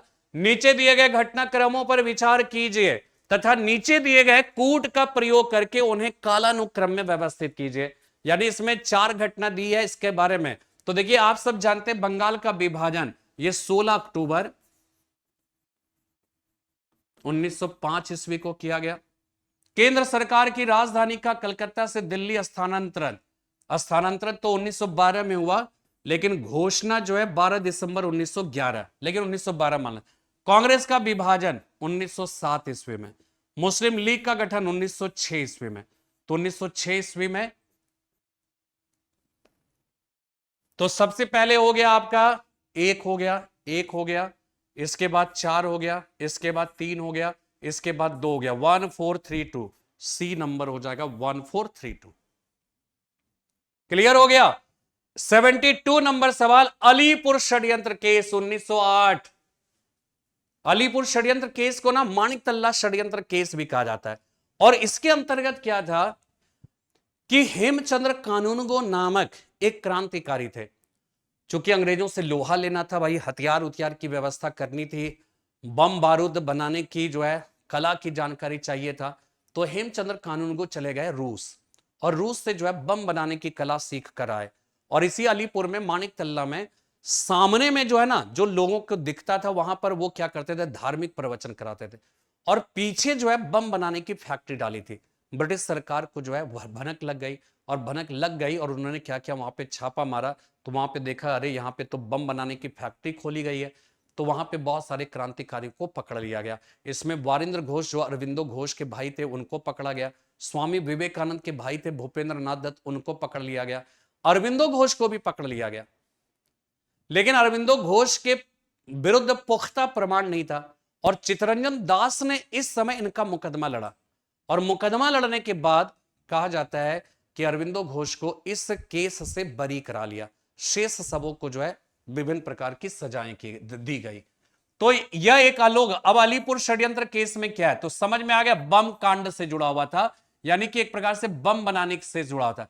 यह जिलाधिकारी डगलस किंग्सफोर्ड वाला ना, ये मुजफ्फरपुर षड्यंत्र केस है, ध्यान रखना, ये 1908 ईस्वी में, ये भी 1908 में हुआ, ये भी 1908 में हुआ, लेकिन ये इससे जुड़ा हुआ नहीं है। ये मुजफ्फरपुर षड्यंत्र केस से जुड़ा है, जिसमें जो है खुदीराम बोस और प्रफुल्ल चंद्र चाकी ने इसमें हिस्सा लिया था। हालांकि मार नहीं पाए, कैनेडी जो है बेटी और मां की जो है वो हत्या हो गई थी, लेकिन किंग्सफोर्ड नहीं मारा गया। ठीक है, और इसमें खुदीराम बोस जो है वो जो है कह सकते हैं कि उनको फांसी की सजा दी गई, और प्रफुल्ल चंद्र चाकी ने खुद से सुसाइड कर लिया। खुदीराम बोस जो है वो कहा जाता है कि भारतीय मतलब जो है स्वतंत्रता आंदोलन के इतिहास में फांसी के तख्त पर पहुंचने वाले पहले क्रांतिकारी, और दूसरी इंपॉर्टेंट बात, सबसे कम उम्र में शहीद होने वाले भी क्रांतिकारी थे। मात्र 19 वर्ष की उम्र में खुदीराम बोस जो है वो शहीद हो गए थे। ठीक है, तो ये जो है क्या है कि ये गलत हो जाएगा। दूसरी बात, अरविंदो घोष और उनके भाई बारेंद्र घोष के बरफ मुकदमा चला गया, और अरविंदो घोष को आजीवन कारावास, गलत जवाब। तो दोनों के दोनों जो है गलत हो जाएंगे, ना तो 1 और ना ही 2, कोई इसमें सही नहीं है। हो गया, चलिए नेक्स्ट 73 नंबर सवाल, 1914 ईस्वी में घटित कामागाटा मारू प्रकरण के संदर्भ में निम्नलिखित कथनों पर विचार कीजिए। कनाडा सरकार ने अपने अप्रवासी कानून के तहत भारतीयों को कनाडा में प्रवेश की अनुमति दी थी, जो भारत से सीधे यहां नहीं आए। गलत जवाब है। 1908 ईस्वी में ना इसने कंटिन्यूअस जर्नी एक्ट पारित किया था कनाडा की सरकार ने, जिसके अंतर्गत क्या था ना कि कोई भी भारतीय जहाज अगर सीधा कनाडा पे पहुंचा है तभी वो कनाडा में प्रवेश पा सकता था, अदरवाइज नहीं। और उस समय ऐसी कोई व्यवस्था थी नहीं कि भारत से कोई जहाज चले और कनाडा में बिना बीच में कहीं रुके वो एकदम सीधे कनाडा पहुंच जाए, ऐसा कोई व्यवस्था थी नहीं। ठीक है, तो ये एक प्रकार से भारतीयों के प्रवेश को हतोत्साहित करने के लिए उन्होंने ये जो है कंटिन्यूअस जर्नी एक्ट लाया था। तो ये जो है वो क्या हो जाएगा, सीधे। इसका मतलब है ये गलत है, सीधे यहां नहीं आए थे तो ऐसा तो प्रवेश नहीं, गलत हो। कनाडा सरकार के इस अप्रवासी कानून को कामागाटा मारू की संज्ञा दी गई, नहीं, गलत जवाब है। देखिए इसमें क्या हुआ था ना, 1908 ईस्वी में कंटिन्यूअस जर्नी एक्ट पारित किया गया और उसमें यह कहा गया कि कोई भी जहाज अगर सीधा कनाडा पहुंचा है तभी प्रवेश मिलेगा, बीच में रुक रुक के आए तो नहीं। लेकिन बीच में क्या हुआ कि कुछ ऐसे जो है क्षणिक परिवर्तन किए गए, कुछ ऐसी व्यवस्था की गई कि उसमें ऐसे भी भारतीयों को प्रवेश मिल गया था जो डायरेक्ट जो है वो कनाडा, भारत से कनाडा नहीं पहुंचे थे। तो इसी लूप होल का फायदा उठाकर कहा जाता है कि गुरुदत्त सिंह ने जो है सिंगापुर के थे, उन्होंने जो है कामागाटा मारू नामक एक जहाज चार्टर किया और उसमें 376 लोगों को लेकर वो कनाडा पहुंच गए। लेकिन रास्ते में रुक रुक कर गए, तो जब वहां पे पहुंचे ना उसके पहले ही वहां की सरकार ने क्या किया कि जो छूट दे दी गई थी ना उस छूट को दूर कर दिया, इसीलिए वो जहाज वहां पे प्रवेश नहीं कर सका और वो कामागाटा मारू प्रकरण के नाम से जाना जाता है इस बात को। तो कामागाटा मारू उस कानून को नहीं कहा गया, वो जहाज था, इस बात को ध्यान में रखना है। तो इसमें ये भी सही नहीं है, ये भी सही नहीं है, तो ये पर ना तो एक और ना ही दो होगा। ठीक है, नेक्स्ट 74 नंबर सवाल। दक्षिण अफ्रीका के संघर्ष के दौरान महात्मा गांधी द्वारा निम्नलिखित में से कौन सा समाचार पत्र शुरू किया गया था? यंग इंडिया, इंडियन ओपिनियन, नवजीवन, हिंद स्वराज। इसका सही जवाब होगा, देखिए ध्यान रखिएगा, ये भी गांधी जी का है, ये भी गांधी जी का, ये भी गांधी जी, और हिंद स्वराज तो पुस्तक ही है, लेकिन इसका सही जवाब इंडियन ओपिनियन होगा। इंडियन ओपिनियन जो जहाज है ना, सॉरी ये समाचार पत्र, ये 1904 ईस्वी में इसका प्रकाशन किया गया, 1904 ईस्वी में। और इसके संपादक, इसके रियल मतलब जो है ऑन पेपर संपादक जो है वो कौन थे? मनसुख, ये याद रखिएगा, मनसुख लाल नाजर इसके संपादक थे, मनसुख लाल नाजर। लेकिन संपादन की वास्तविक भूमिका महात्मा गांधी निभाया करते थे। और ये शुरू में ना तमिल, इंग्लिश, गुजराती, हिंदी, इन 4 समाचार पत्रों में प्रकाशित होता था, लेकिन बाद में तमिल और हिंदी में इसके प्रकाशन को बंद कर दिया गया, इंग्लिश और गुजराती में इसका प्रकाशन होता रहा। क्लियर हो गया? चलिए नेक्स्ट हो जाएगा, गांधी जी के संघर्ष के संदर्भ में निम्नलिखित पर विचार कीजिए। अहमदाबाद मील हड़ताल, चंपारण सत्याग्रह, रॉलेट एक्ट के विरुद्ध अभियान, खेड़ा सत्याग्रह। तो देखिएगा अहमदाबाद मील मजदूरों का जो आंदोलन था ये 1918 ईस्वी में, चंपारण सत्याग्रह आपको पता है 1917 ईस्वी में, खेड़ा सत्याग्रह भी 1918 में हुआ, लेकिन अहमदाबाद के बाद हुआ था, इस बात को ध्यान। रॉलेट एक्ट के विरुद्ध अभियान 1919 में, पहले चंपारण हुआ, फिर अहमदाबाद, फिर खेड़ा। तो यहां पर हो जाएगा सबसे पहले चंपारण यानी 2 हो जाएगा, इसके बाद अहमदाबाद 1 हो गया, इसके बाद खेड़ा 4 हो गया, इसके बाद 3, तो 2 1 4 3, 2 1 4 3 है, तो बी इसका सही जवाब हो जाएगा। ठीक है, 75 नंबर। नेक्स्ट सवाल है, गांधी जी के संदर्भ में निम्नलिखित है में से कौन सा कथन सही है? गांधी जी जनवरी 1915 में दक्षिण अफ्रीका से भारत लौटे, सही है।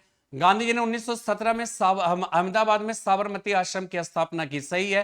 अफ्रीका से वापस आने के पश्चात गांधी जी ने पहला सत्याग्रह खेड़ा से शुरू किया, गलत जवाब है, चंपारण से। तो 1 और 2 जो है इसका सही जवाब है, तो केवल 1 और 2 इसका सही जवाब होगा।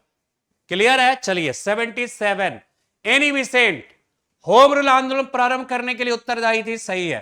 थियोसोफिकल सोसाइटी की संस्थापिका, गलत, संस्थापक तो एच.एस. ओलकट और मैडम पी बलावत्सकी थे, ना कि एनी बेसेंट, इसलिए गलत। इंडियन नेशनल कांग्रेस की एक बार अध्यक्ष बनी, सही है। तो 1 और 3 इसका सही जवाब है, यानी दूसरा जो है वो क्या हो जाएगा, गलत। 78 नंबर, निम्नलिखित में से कौन सी एक भारत में होम रूल आंदोलन की विशेषता नहीं थे? बहिष्कार तथा धरना, गलत जवाब।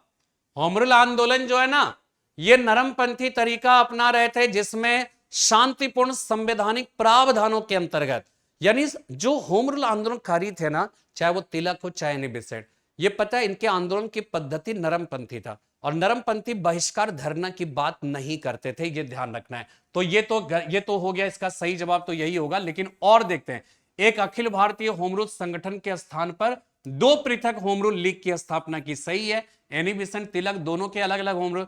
चर्चा समूहों तथा वाचनालयों की स्थापना, यह भी सही है। पुस्तिकाओं का विक्रय तथा वितरण, यह भी सही है। तो गलत क्या है, ये, इसलिए इसका सही जवाब ये होगा, इस बात को ध्यान में रखना है। 79, रॉलेट सत्याग्रह के संबंध में निम्नलिखित में से कौन सा कथन सही है? रॉलेट अधिनियम सेडिशन कमेटी की सिफारिश पर आधारित था, सही है। एक जो है सेडिशन कमेटी आया था 1917 में, उसी के मतलब रिकमेंडेशन से फिर यह अधिनियम आया। रॉलेट सत्याग्रह में गांधी जी ने होम रूल लीग के सदस्यों का सहयोग लेने का प्रयास किया, बिल्कुल सही है।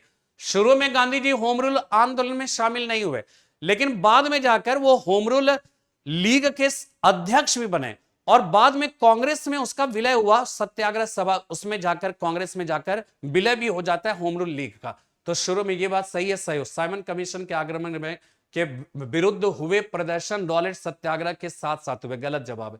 ये तो 1919 में हुआ, और ये जो है 1928 में हुआ था, तो ये गलत हो जाएगा। यानी 1 और 2 जो है इसका सही जवाब होगा बी, 1 और 2 हो जाएगा, ठीक है। इसके बाद 80 नंबर सवाल, 80 नंबर सवाल, निम्नलिखित में से कौन सी विशेषता खिलाफत आंदोलन का विवरण नहीं देती है? महात्मा गांधी इसे असहयोग आंदोलन से संबंधित करना चाहते थे, ठीक है, बिल्कुल सही है। खिलाफत आंदोलन को तो गांधी जी सपोर्ट करना चाहते, मोहम्मद अली जिन्ना नहीं चाहते थे। यह कांग्रेस द्वारा समर्थित नहीं था, गलत जवाब। इसकी मांग थी तुर्की सुल्तान ऑटोमन साम्राज्य से पहले पवित्र स्थानों पर नियंत्रण करे, सही। इसका नेतृत्व अली बंधुओं ने किया था, मौलाना मोहम्मद अली, शौकत अली, ये सही है। तो समर्थित नहीं था ऐसा नहीं है, यह कांग्रेस के नेतृत्व में ही चला था, इस बात को ध्यान में रखिएगा।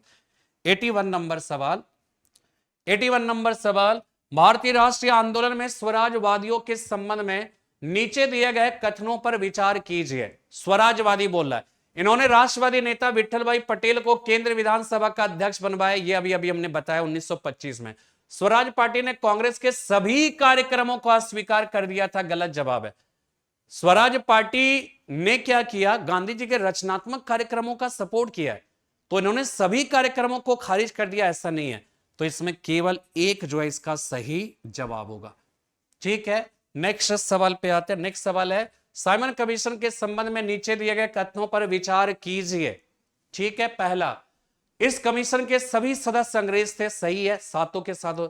कांग्रेस ने इस कमीशन का बहिष्कार किया था, यह भी सही है। 1927 का मद्रास कांग्रेस अधिवेशन, जिसमें कांग्रेस ने साइमन कमीशन का हर कदम पर हर तरीके से बहिष्कार करने का निर्णय किया। साइमन कमीशन के सहयोग के लिए बनाई गई कमेटी में डॉक्टर भीमराव अंबेडकर एक सदस्य के रूप में शामिल थे, यह सही है। बाबा साहब अंबेडकर जो है वो साइमन कमीशन के साथ थे, उनका सहयोग कर रहे थे, इस बात को ध्यान रखना। सहयोग करने के पीछे रीजन ये था, उनको जो है इस बात का मतलब जो है ये लगता था कि कांग्रेस जो है ना, वो दलित जातियों की जो हित है उस हित को वो इग्नोर करती है। तो उनको लगता था कि हमारा जो हित है वो ब्रिटिश सरकार के संसर्ग में रहकर ही हो सकता है। तो इसी वजह से, यानी कि अंग्रेजों का शासन था, तो उनके हित के लेकर जो भी काम करेगा कांग्रेस तो करती नहीं, वो तो ब्रिटिश सरकार ही करती, इसलिए ब्रिटिश सरकार के साथ वो सही हो। तो इसमें जो है ना ध्यान रखिएगा, इस कमीशन के सभी सदस्य बहिष्कार किया, तो इसमें 1, 2 और 3 तीनों के तीनों सही होंगे, ठीक है। 83 नंबर, 83 नंबर सवाल है, निम्नलिखित में से कौन सी नेहरू रिपोर्ट की अनुशंसा नहीं थी? ध्यान रखना है, पृथक निर्वाचन मंडल में को इसको त्यागने की बात की गई, डोमिनियन दर्जा देने की बात की गई, संघात्मक शासन भी बात की गई, वयस्क मताधिकार की भी बात की गई, लेकिन नेहरू रिपोर्ट में पृथक निर्वाचन मंडल के खत्म करने की बात की गई। बदले में स्थानों के आरक्षण के सिद्धांत को लागू करने की बात की गई। 84 नंबर, भारतीय राष्ट्र कांग्रेस का लाहौर अधिवेशन इतिहास में क्यों फेमस है? पूर्ण स्वराज की मांग का एक संकल्प पारित किया, सही है। उग्रवादी और उदारवादियों के बीच झगड़े, ये तो 1916 में हुआ था लखनऊ में, ये लाहौर में थोड़ी हुआ था। इस अधिवेशन में दो राष्ट्रों की मांग के सिद्धांत को अस्वीकार, ये भी गलत है। दो राष्ट्र का मांग तो अभी 1940 में आएगा, है ना। तो यहां पर तो ये पूछ रहा है क्या सही है, सही है पूछ रहा है, तो सही है पूछ रहा है, तो केवल एक सही होगा, केवल एक सही होगा, ठीक है।